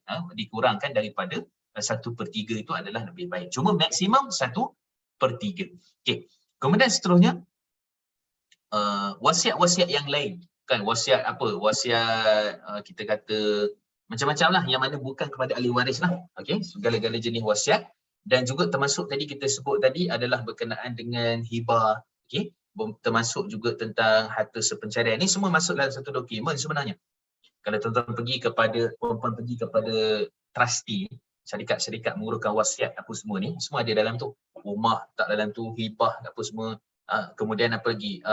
Harta sepencarian, declaration harta sepencarian, deklarasi harta sepencarian, semua ada kat situ. Saya dulu pernah terlibat juga dengan Salihin Trustee Berhad. Almarhum pengasas dia Tun Salih Abbas, Peguam Negara lah. Jadi dia buat tu, saya pernah terlibat sikit lah dengan, pernah kerja lah kan, dekat situ. Dan banyak jugalah yang kita tengok daripada sudut pengurusan ni yang kita perlu perhalusi daripada sudut kena tahu di mana kita nak pergi, mana kita nak buat dan macam mana cara dia. Okay. So itu secara ringkas apa yang kita perlu buat setelah mana menjelang kematian. Cuma pengurusan kematian ni lebih baik daripada kalau tak ada harta yang apa daripada anak-anak ke, nak beli kain kafan ke apa daripada anak-anak, cuma saya ingatkan khairat kematian. Ini benda yang paling penting. Okay, selain pada takaful, khairat kematian. Jangan tak bayar. Okay. RM30 je setahun. Cari surau ke tempat yang kita tu, khairat kematian sangat penting. Sangat membantu. Situlah dia bagi RM1,500 contohnya. Mungkin kain kafan ke, mungkin ambulan ke apa semua. Percuma Alhamdulillah dengan sebab kita menyumbang kepada khairat kematian. Itu penting lah. Yang penting khairat kematian. Okey, nombor 6. Kita nak pergi terus kepada perbincangan apakah harta pusaka dan bukan pusaka. Okey, ada orang kata harta puaka. Kalau tak urus betul memang jadi harta puaka lah, dia memakan diri. Okey. Walaupun puaka tu benda lain lah kan. Cuma nak ceritanya apakah harta pusaka dan bukan pusaka. Okey. So pusaka apa dia? Kalau orang Terengganu dia panggil apa? Harta saka. Dekat-dekat dengan saka lah. Mewarisi saka kan. Mewarisi saka dan korin kan. Orang belah sana panggil saka, harta saka. Okay.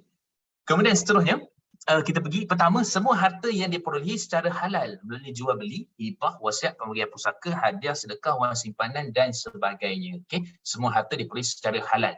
Okay. Jual beli, dia buat jual beli. Dia beli apa? Dia beli peti ais. Okay. Sebelum tu, ramai orang keliru kadang-kadang. Saya ni bukan ada harta nak belajar faraid ni. Saya bukan ada harta nak buat wasiat apa semua ni. Harta ni sebenarnya benda yang bernilai. Kalau ikutkan kopiah ni pun, ni bernilai. Sepatutnya lah. Okay. Maksudnya apa? Kain pelekat arwah. Apa lagi? Kopiah arwah. Sarung tangan arwah. Sepatutnya benda tu dibagi secara harta pusaka. Kalau nak ikut betul secara hukum lah. Tapi sebab kita ni makruf adat kepada masyarakat ni, jadi pandai-pandai lah. Takkan nak jual pula kain pelekat ayah tu kan, jadi masing-masing ambil lah selai kan, ni sebagai kenangan ke contohnya kan, gitulah kopiah dan sebagainya. Tapi kalau nak ikut betul-betul dia harta pusaka. Okey, contoh gini, saya buat contoh katalah ada di kalangan perempuan jual pagi-pagi buat nasi lemak ke contohlah kan, buat nasi lemak ke apa. Okey, so bila buat nasi lemak tu hantar kat kedai 30 bungkus. Okey, so hantar kat kedai 30 bungkus. Okey, ni berlaku ni real case kan, case tadi berlaku. Jadi suami ni dia pun pergi kerja, suami pergi kerja, isteri pun hantar apa nasi lemak tu semua 30 bungkus kurang macam tu. Dan kemudian setengah hari tu suami dapat berita isteri tiba-tiba meninggal. Mungkinlah sakit jantung ke apa, tiba-tibalah meninggal. Jadi dengan sedih, dengan perasaan apa semua, baliklah uruskan jenazah apa benda semua tu. Malam tu saya ingat ke bumi kan, tiba-tiba adalah pakcik yang apa yang dia bagi tempat nasi lemak tu, kedai dia tumpang tu, hantarlah nasi lemak tu ada balance 2 bungkus. Okay, balance 2 bungkus. Okay, balance 2 bungkus tu harta pusaka ke tak? Okay, balance 2 bungkus tu harta pusaka atau tak? Si suami ni makan rupanya kalau dia ikut sebenarnya dia adalah hak milik isteri tu. Dia masih tertakluk kalau contoh harganya RM2, maka RM4 tu harta pusaka yang perlu dibahagikan kepada anak-anak dan isteri. Begitu detailnya agama kita ni bila bincang tentang isu berkait dengan harta pusaka. Apa hak suami, apa harta suami, apa harta isteri, maka masih tertakluk kepada harta pusaka. Okay? Yang mana dibuat jual beli. Hibah pun sama. Suami dapat hibah. Suami dapat hadiah. Jadi bila suami meninggal, yang hibah tu akan jadi harta pusaka. Hadiah tu akan jadi harta pusaka. Okay? Sama juga wasiat. Suami dapat wasiat daripada apa? Wasiat daripada ayah angkat dia ke, wasiat daripada siapa-siapa kawan dia ke dan sebagainya, maka harta daripada wasiat diperolehi daripada wasiat, dapat pada wasiat, tertakluk kepada harta pusaka. Baik, pembahagian pusaka pun sama, harta yang diwarisi. Okey, mungkin kalau di belah-belah Negeri Sembilan dia ada adat pepati. Adat Temenggung, adat pepati kan. Adat pepati ni ada orang kata tak patuh syariah sebab dia punya harta tu dia akan pergi kepada anak perempuan. Sebenarnya bila kita teliti dia patuh syariah. Okay, adat pepati patuh syariah kerana dipanggil wakaf zurri. Kan wakaf kepada zuriat keturunan maksudnya dia macam sistem hibah sikit diberikan kepada anak perempuan. Okay, so anak perempuan tu dan syarat pula dia tak boleh jual tanah. Contoh, ayah ni meninggal dunia, hibah ataupun wakaf zuri bagi kepada anak perempuan. Itulah maksudnya harta apa ni kaedah adat pepatih ni dia akan pergi kepada perempuan lebih. Okey. Kemudian si anak perempuan tu pula dapat harta dia tak boleh jual, dia tak boleh lelong, dia tak boleh apa. Dia akan diwarisi pula oleh anak perempuan tu. Warisi pada cucu perempuan, warisi pula pada cicit perempuan dan seterusnya. Maka dia dipanggil wakaf zurri, wakaf kepada zuriat keturunan. Dia adalah perbincangan yang panjang tentang isu tu, tapi kita kata secara umumnya dia adalah patuh syariah, dia tak berlawanan dengan konsep pembahagian berbeza dengan pemberian harta pusaka. Kalau orang tak mengaji betul adat pepatih tu, dia akan kata tak patuh syariah. Jadi kena kaji betul, jangan kita simplistik, simple macam tu nak tuduh tak patuh syariah sedangkan kita tak tahu macam mana pengurusan yang betulnya. Okey. Kemudian seterusnya sedekah. Okey, sedekah ni macam mana? Sedekah yang diberikan sebelum meninggal dunia. Sedekah yang diberikan sebelum meninggal dunia. Pasal tak nanti orang meninggal biasa dia letak jak air. Tu famous lah jak air. Kan? Yang upgrade sikit mungkin ada dia punya bekas lah. Jak air tu nanti orang letak duit kan? Tak duit kan, sumbangan apa semua. Yang tu tak, bukan harta pusaka. Yang tu bukan harta pusaka kerana berlaku selepas kematian. Okay, berlaku selepas kematian dan tidak ada kaitan dengan apa-apa sumbangan asal daripada si mati pada orang-orang tertentu. Kan sebab tu hutang dia jadi harta si mati. Sebab tu asalnya harta si mati diberikan orang tu pulang. Kan dia jadi harta pusaka. Tapi kalau sebut tentang sedekah tu sedekah yang sebelumnya. Contohnya ada orang yang bagi sedekah beras kepada si mati. Apakah tu ikut asalnya harta pusaka lah. Tapi orang tak kisah sangat benda-benda yang kecil tu. Kan? Cuma kita nak kata asalnya dia masih takluk kepada harta pusaka. Okey, apa lagi? Sedekah ada orang bagi baju contohnya. Asalnya begitu kan. Jadi semua sedekah yang berlaku sebelum kematian maka dikira sebagai harta pusaka. Okey. Jadi yang dapat selepas kematian tu orang sedekah, orang bagi apa semua tu, yang tu tidak tertakluk kepada harta pusaka. Cuma biasanya orang akan buat untuk program-program melibatkan arwah lah. Kan ada orang mungkin buat tahlil ke apa ke dan sebagainya. Tapi kita kata asalnya dia tak tertakluk kepada harta pusaka. Okey. Sewa yang masih belum dijelaskan pada si mati. Si mati ada rumah, sewakan rumah. Katalah contoh patut bayar tiap-tiap hujung bulan, maka orang tu minta tangguh awal bulan. Kemudian awal bulan tu ayah kita meninggal dunia. Kan contohlah ataupun isteri ke suami meninggal dunia, maka sewa tu yang dibayar tu tertakluk kepada harta pusaka. Okey. Hutang pun sama kepada si mati yang dijelaskan selepas kematian. Kan bab hutang ni penting sebab tu saya selalu tekankan Nabi tak solatkan orang yang ada hutang. Tapi lebih pada 90% kot masyarakat kita kat Malaysia ni semua orang Islam berhutang. Tak rumah kereta kan. Jadi bukanlah bermaksud kita tak boleh solatkan jenazah tu. Tetapi kita kena lansaikan hutang si mati. Termasuk juga orang yang berhutang pada si mati. Kan? Jarang kita sebut kan. Biasa orang akan sebut apa? Siapa yang ada hutang dengan si mati ni bolehlah tuntut dengan ahli waris. Tapi jarang kita nak sebut. Siapa yang mana berhutang dengan si mati sila bayar. Jarang kita sebut tu. Kalau sebut tu jadi problem pula kat kampung kan. Tapi cerita sebenarnya kena. Sebab dia dikira harta pusaka hak kepada ahli waris dengan sebab hutang orang berhutang dengan si mati. Okey. Dividen ataupun faedah yang terbit daripada harta si mati. Ni termasuklah ASB, ASN ni sebab si mati letak modal. Unit trust ke contohnya, si mati yang letakkan modal. Bila si mati yang letakkan modal, dia yang konsisten bayar bulanan, maka yang tu dikira sebagai harta pusaka. Kan? Sebab nanti bila dikeluarkan, katalah contoh ASB ke apa, jumlahnya ada 20,000. Kan? Yang komitmen sekian-sekian, kemudian mungkin juga tambah dividen apa semua, maka semua tu termasuk daripada harta yang perlu diagihkan secara faraid. KWSP sudah tentulah. Jangan ingat KWSP tu penama yang letak tu kira dia punya. Ini harta aku yang punya. Bukan. Dia sebagai pemegang amanah saja. Yang mana dia kena selesaikan secara faraid. Kalau si mati ada 100,000. 100,000 lah dia kena selesaikan secara faraid, secara harta pusaka. Dia pemegang amanah. Dia sebagai pemegang amanah. Barang yang terbit selepas kematiannya dari usaha semasa hayatnya. Misalnya ikan yang masuk ke dalam bumbu yang ditahan oleh si mati. Ni Baitul Mal lah. Ini saya ambil ni daripada Baitul Mal, pihak yang berkuasa yang mengkategorikan mana yang pusaka dan mana bukan pusaka. Okay. So contohnya maksudnya semualah motor, kereta, apa benda semua, dan juga usaha asas si mati. Hasil usaha asas si mati. Contoh gini, katalah si mati ni dia beli kereta, dia beli motor. Okay. Biasanya beli kereta, beli motor ni kalau beli second hand ambil masa seminggu lah. Biasanya lebih kurang lah seminggu nak batalkan itu, nak transfer NCD, macam-macam lagi lah. Kan? Jadi biasanya seminggu. Jadi tiba-tiba patutnya serah kereta hari besok, semalam meninggal arwah tu. Okay. So asalnya dia yang bayar, dia apa, maka itu tertakluk kepada harta pusaka. Yang mana kereta tu tengoklah macam mana kan, kena uruskan. Kalau kena jual lah untuk membahagikan dia punya cash ke apa kepada ahli waris dengan secara adil dan sama. Kalau si waris kata tak apa, kita tak payah jual, tapi kita kita wakaf apa-apalah, terpulanglah, tapi atas persetujuan bersama dan tahu nilai berapa yang akan didapati oleh ahli waris. Okey, dividen, ASB, semua ni terbitan daripada asal kerja keras daripada si suami. Okey. Jadi itu dia punya benda yang dikira sebagai harta pusaka. Okey, kalau pencen, kalau ada dipanggil apa, gratia apa dan sebagainya kan, biasanya lah. Okey, jadi kita tengok dulu mesyuarat.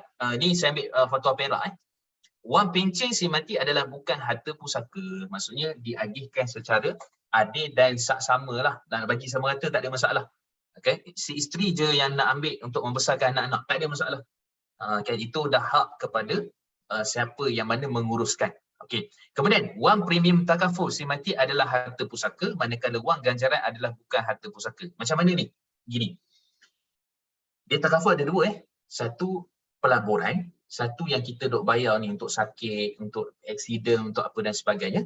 Kalau takaful yang untuk aksiden, untuk sakit tu tiba-tiba kita dapat pampasan. Bila meninggal dunia dapat 100,000. Yang tu kalau tak ada penama, ni Bank Negara punya ni, Bank Negara punya akta dan juga ada bahagian fatwa dan sebagainya. Kalau tak diletakkan nama, maka dia jadi sebagai harta pusaka. Kalau letakkan nama, pemegang amanah dia memang betul-betul pemegang amanah. Sebab dia KBSP ni, apa beza KBSP dengan takaful? KBSP ni sebab kerja. Dia dapat caruman bulanan potong. Maksudnya hasil duit kerja gaji tu patut dia dapat penuh. Tapi 300, 500 mungkin potong kepada KWSP. Itu beza dia. Adapun takaful ni dia sumbangan. Sumbangan tu maksudnya macam sedekah. Jadi bila sedekah tu, dia tak letakkan penama, maka orang sedekah balik kat dia. Maksudnya dapat balik pampasan takaful. Maka pada waktu tu tak perlu untuk diagihkan secara harta pusaka.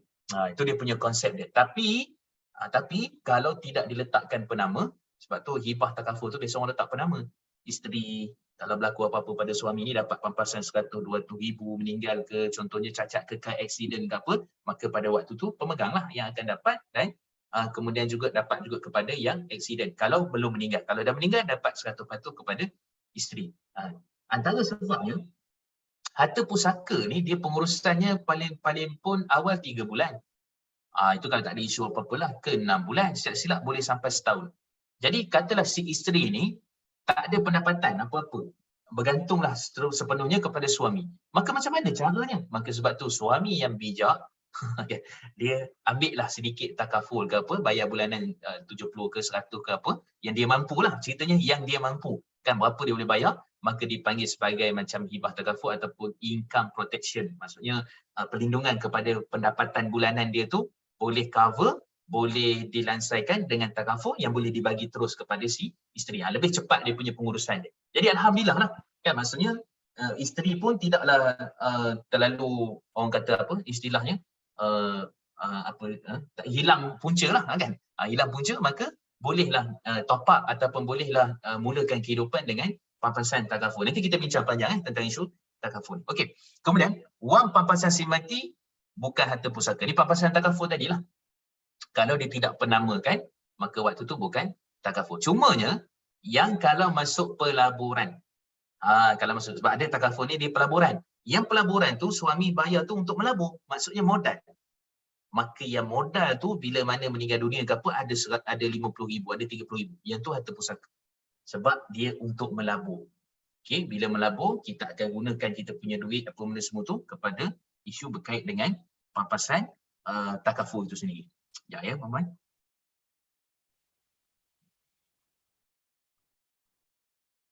Okey. Kemudian seterusnya jalan berikut apa yang takaful, apa yang papasan bukan pusaka dan juga pusaka. Nanti kalau ada persoalan lagi nak tanya detail boleh check lah nak tahu detail adakah pusaka ataupun tidak. Okey, seterusnya sebab mewarisi harta pusaka. Okey, ni last kot. Ni banyak lagi ni. Pembahagian kita tak sempat, nanti kita masuk ke depan. Okey, sebab mewarisi harta pusaka. Pertama, pertalian darah. Okey, pertalian darah.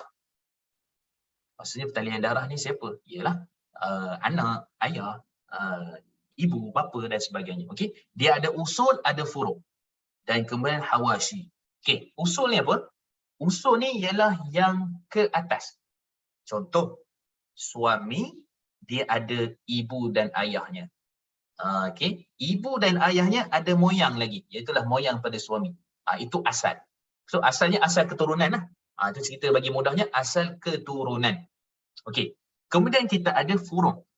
Furuk ni cabang ke bawah. Siapa? Kalau suami isteri, anak lah. Kalau anak, cucu.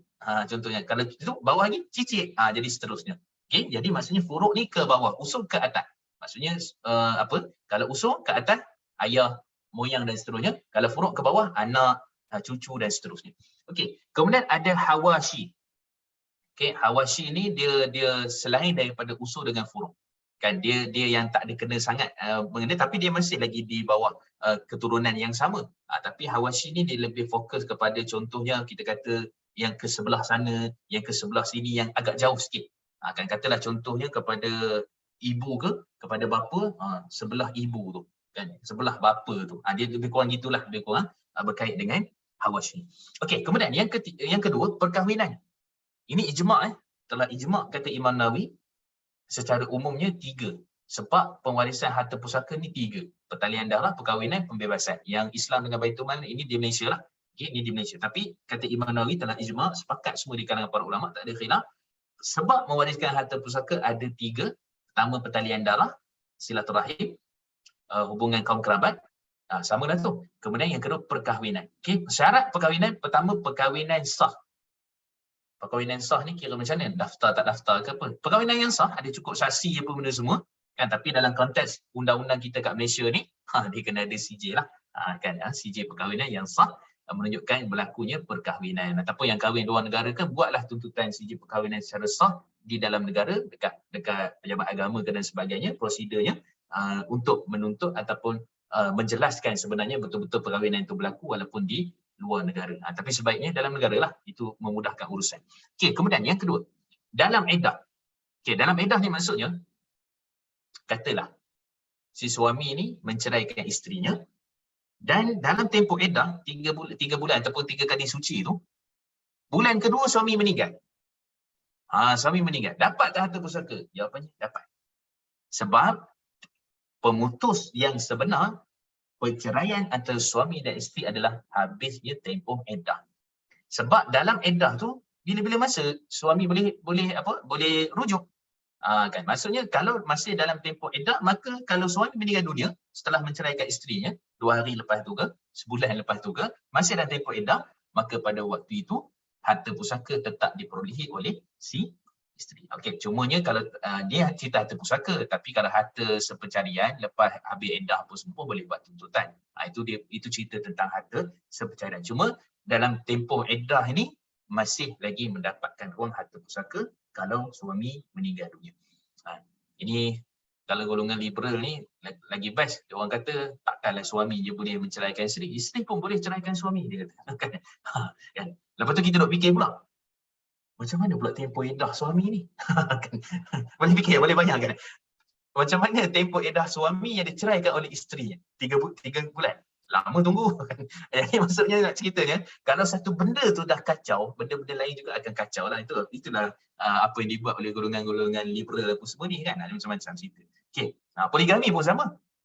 Jadi maksud perkahwinan tu walaupun poligami masih mendapat harta pusaka macam kita sebutkan tadi. Kan golongan liberal kata, takkan suami poligami, isteri pun boleh poligami. Pening, habis. Semua pening kan. Jadi nak ceritanya, bila mereka rubah hukum Allah, maka banyaklah perkara-perkara yang kita akan perhatikan. Nanti bila suami pula nak tengok, ni anak daripada siapa pula ni kan, contoh suami pertama ke, suami kedua, suami ketiga kan. Jadi Islam jelas nasab keturunan, sebab tu mengharamkan zina apa semua ni untuk menjelaskan nasab, tahu ni anak siapa, nanti harta pusaka nak boleh bagi dekat siapa dan sebagainya. Itu dia punya perbincangan. Okey. Kemudian dia juga dalam mazhab Syafi'i bincang kalau perkahwinan itu tak sah taraf dia, tak sah perkahwinan itu, berzina lah contohnya. Anak zina tu tak dapat harta pusaka. Itu dia punya konsep dia, anak zina tak dapat harta pusaka. Tapi ada bincang panjang lah, ini ada khilaf ni, tapi mazhab Syafi'i begitu. Sebab bapa ni ada bapa biologi. Bapa biologi maksud dari sudut sainsnya memang betul itu kerja bapa dia. Kan? Maksudnya berzina semua kerja bapa dia sehingga dia dilahirkan. Anak tu tak bersalah. Tapi itulah ceritanya, kisahnya dalam mazhab Syafi'i, dia tak dapat mewarisi harta pusaka. Kan? Jadi sebab tu pastikanlah, maksudnya orang-orang di luar sana, anak-anak muda dan sebagainya, sebab satu isu je dia akan impact paling banyak. Sekejap lagi kan anak tu dekat sekolah, kenapa bin Abdullah, macam-macam cerita pula. Lepas tu nanti harta pusaka, lepas tu wali nak kahwin, macam-macam cerita sepanjang kehidupan anak tu burung. Kan disebabkan benda-benda yang haram yang telah pun dilakukan. Sebab tu kena jelas betul-betul tentang isu ni. Okey, kemudian pembebasan hamba. Puan-puan jangan terpengaruh dengan gambar ni. Gambar ni sebenarnya benda lain, tapi saya letak benda lain. Okey, jadi pembebasan hamba. Okey, hamba yang dibebaskan di zaman dululah. Okey, saya dah sebut dah kan tentang isu hamba ni, memang agama kita nak bebaskan hamba. Kan kalau tengok falsafah Greek ke, Yunani ke, zaman Aristotle ke, Aflatun ke, itu semua zaman-zaman falsafah semua tu, kan zaman kegelapan Mesopotamia ke, benda-benda lah semua tu kalau kita tengok, mereka tidak ada niat pun untuk bebaskan hamba. Bahkan mereka lebih teruk lagi isu berkait dengan hamba ni. Kan lepas tu timbul pula orang Talib Barat, Kencia Ali lah, ramailah geng-geng dia apa semua tu. Kan ada pula timbul yang Intihadi Goziher lah, Joseph Schacht. Ni semua orientalis Barat, orang-orang Barat yang nak kecam Islam, nak cari kesalahan dalam Islam. Tapi alhamdulillah ada setengah mereka peluk Islam sebab nak cari salah, akhirnya jumpa kebenaran kan. Tapi nak ceritanya apa? Hamba ni memang kita ditohmah dalam Islam ni. Tapi sebenarnya semua orang ataupun semua para ulama bila bincang tentang isu ni, agama Islam ini memang betul-betul nak membebaskan hamba.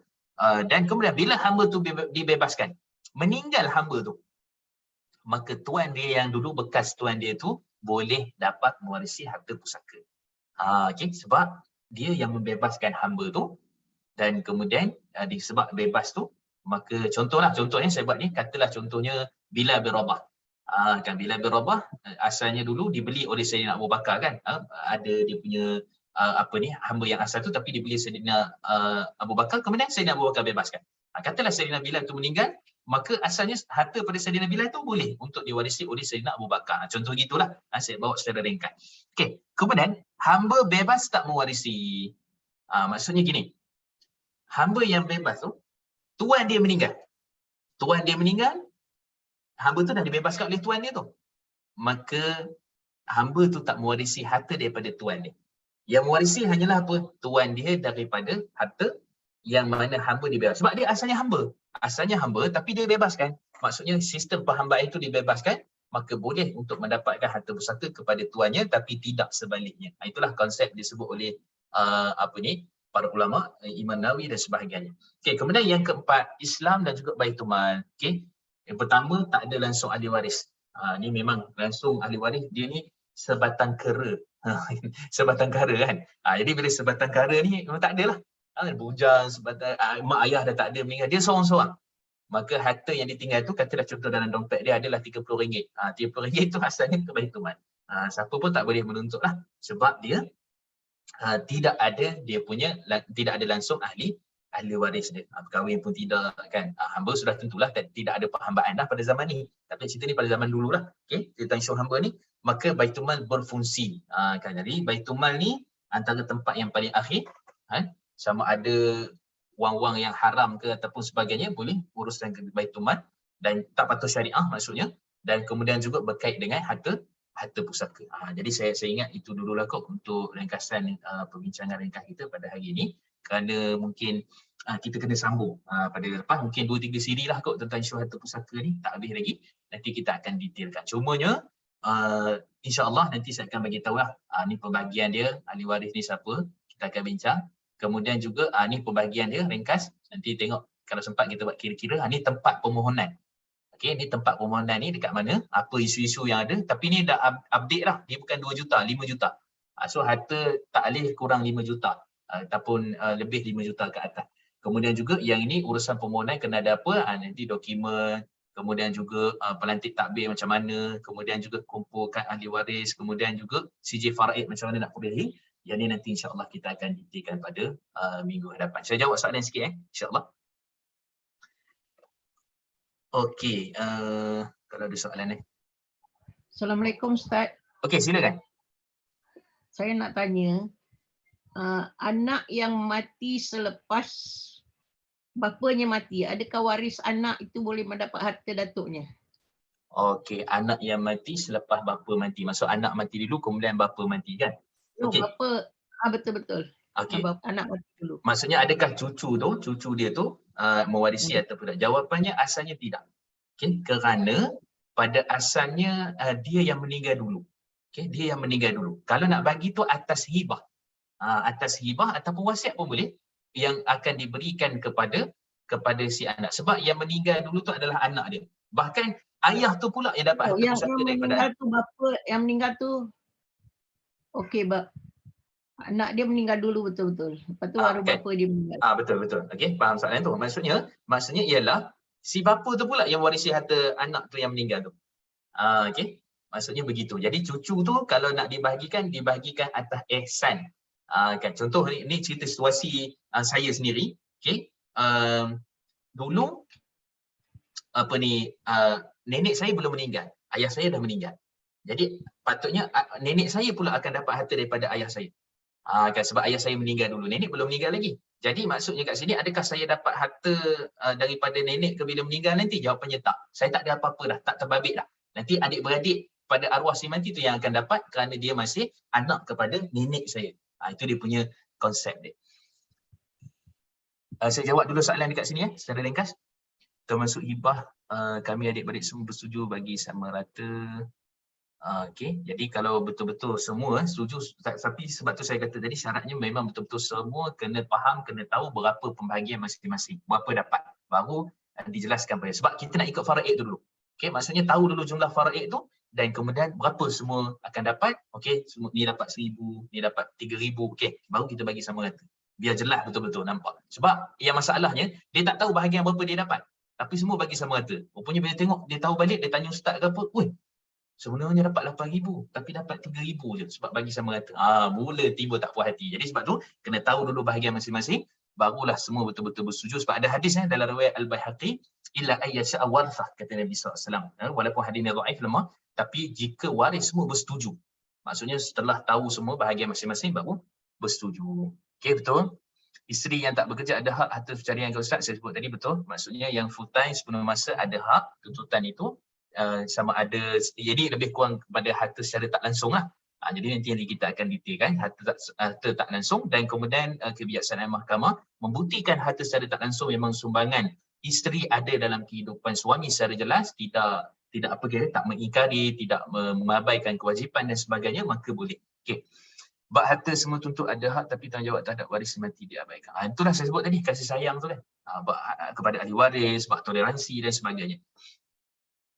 Okey, kalau ibu ayah bercerai, lepas tu ayah meninggal, pakcik-pakcik yang uruskan faraid, tapi anak-anak saudara itu tidak diambil peduli kebajikan dan sebagainya, jadi bila dapat bahagian masing-masing tu kira makan harta anak yatim, tak, sebab lepas tu semua guna untuk pulang masa, anak-anak tinggal dengan ibu, pakcik ni adik-beradik ayah. Okey, yang ni secara umumnya kalau tengok lepas bercerai ni kira macam anak saudara kan, pengabaian apa semua ni. Sebab tu dia dalam Islam ni dia ada pula cerita tentang anak yatim, menjaga anak yatim, dan dia akan pergi kepada sebelah lelaki. Okey, akan pergi kepada sebelah lelaki. Kan contoh suami meninggal, jadi adik-beradik suami kena ambil kena ambil tanggungjawab. Itu kewajipan, bukan kewajipan, maksudnya betul-betul pemerhatian kepada isu berkait dengan anak yatim, anak saudara dia tu, daripada adik dia. Kan ini satu cerita lain pula, tapi kita nak bagi tahu bahawa sebenarnya dia termasuk daripada pengabaian lah sebenarnya, dan sepatutnya hak untuk menjaga anak yatim, anak saudara dia tu perlu ada dititik beratkan dalam agama kita. Okey, personal arwah jam tangan, baju-baju, barang rumah termasuk harta pusaka. Tadi kita dah jawab dah, asalnya termasuk pada harta pusaka. Kan bukan ambil sikit seorang, kena secara harta pusaka, tapi niat simpan sebagai kenangan bersama Allah, kenangan tetap kenangan, tetapi pembahagian tu kena sama masing-masing. Kan, maksudnya ini ceritanya kena setuju juga. Semua rebel, yang ni nak ambil jam dia, yang ni nak ambil apa, adik-beradik, tapi kena ingat, bukan adik-beradik je waris si mati. Ayah dia ada lagi waris si mati, anak-anak si mati pun waris. Kan banyak lagi pakat ambil sikit seorang, rupanya ambil harta anak yatim. Jadi benda-benda tu pun kena pasti juga, kena pastikan semua waris bersetujulah untuk ni jam si mati ambil lah, ni sekian-sekian si mati, baru semua tu jelas. Okey. Legal fund kami ada uruskan bab harta pusaka, macam-macam cerita ada nak uruskan harta pusaka kecil, okey lagi yang bergaduh berebut harta lebih, betul. Sampai masuk court tu, sampai kan ada anak yang tuntut harta yang telah diwakafkan oleh ayah kat PJ, menang kes tu. Dia fight dekat mahkamah syariah, tak menang sebab mahkamah syariah kata valid, ini memang wakaf daripada si bapa tanah sekolah tahfiz. Bila dia fight kat mahkamah sivil, anak-anak ni menang, maka sekolah tu tak jadi sekolah tahfiz lagi. Ni ini cerita dia apa sebenarnya? Cerita dia ialah kita nak bagi wakaf ke apa, wasiat mesti ada black and white. Kan black and white tu sangat penting, hitam putih kena jelas. Sebab tu perlu ada kepada pentadbir. Wasi dia panggil pentadbir harta pusaka ataupun harta yang diwasiatkan. Okey, kemudian seterusnya isu seterusnya, adakah andai si mati ada anak luar nikah dan anak itu tahu saja si mati bapanya, macam mana bab panggil? Itulah kita kata mazhab Syafi'i agak detail sikit dalam bab ini. Kalau ikutkan asalnya memang tak adalah. Bahkan kalau ikut mazhab Syafi'i, si bapa tu boleh berkahwin dengan anak perempuan dia yang tidak sah setara, kerana asalnya dia tak sah setara. Tu cerita panjang itu kan, itu fatwa dan perbincangan yang sangat panjang. Cuma kita kata itulah kena jelas betul dalam bab ni. Cuma kalau nak bagi pun, kalaulah contoh dalam mazhab Syafi'i pun tak dapat daripada sudut harta pusaka, tapi hibah boleh membantu kepada anak tu. Okey, jadi hibah boleh membantu anak tu.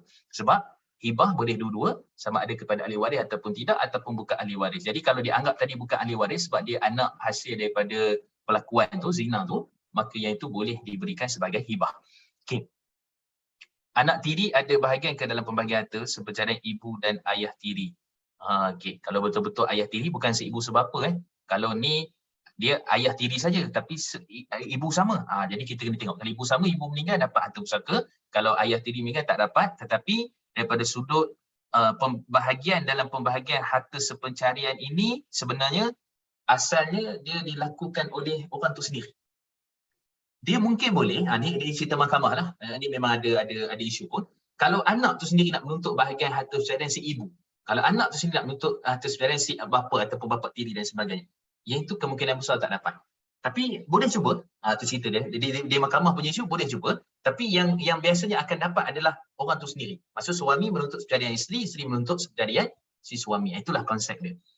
Tanah si bapa dah tukar nama ke anak bongsu, tapi semasa hidup si bapa pesan kepada semua anak-anak, rumah si bapa ni beri kepada anak nombor 3. Macam mana tu Ustaz? Sebab tanah dah tukar nama ke nama yang bongsu dan seterusnya. Okey, sebenarnya ini hibah lah. Okey, cuma sebab tu dalam mazhab Syafi'i, adakah perlu hibah ni sama rata?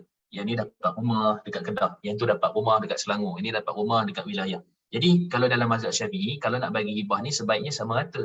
Kalau di kalangan anak beranak. Kan, sebab hibah tu nanti dia akan fight pula kan. Jadi kenapa kamu dapat lebih kan? Jadi hibah sama rata tu adalah lebih baik. Maksud hibah sebelum meninggal tu kan bagi sama rata. Kalau dah meninggal dia jadi harta pusaka lah.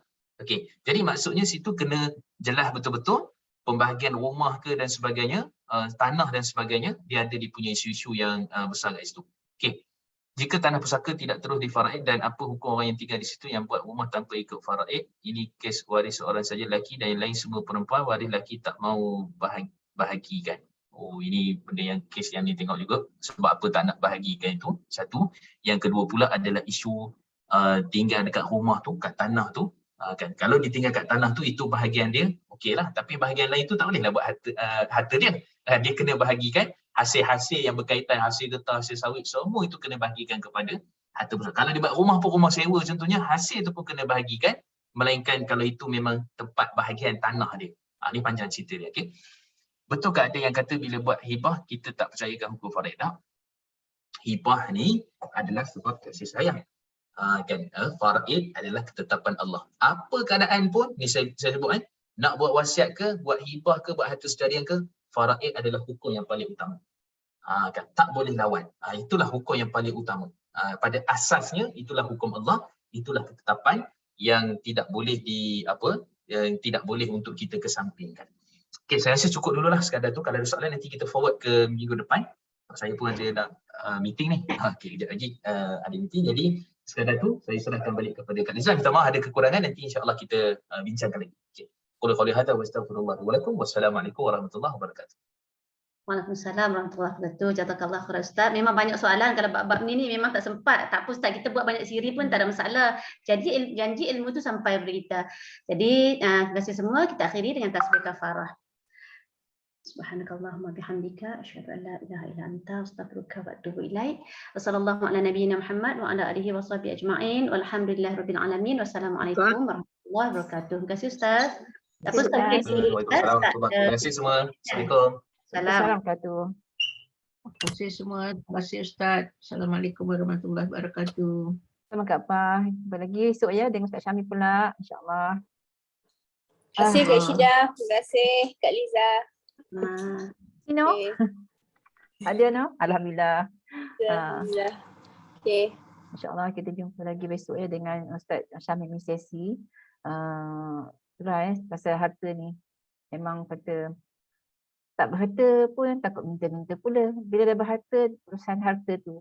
Tapi nak jadi, maksudnya kita walau kita berharta tapi kita kena bijak lah uruskan harta tu kan. Jangan duk pulun harta. Yang ada bab pengurusan tu, no? Pengurusan daripada hidup lagi dah kena tahu macam mana nak urus sebelum dia mati.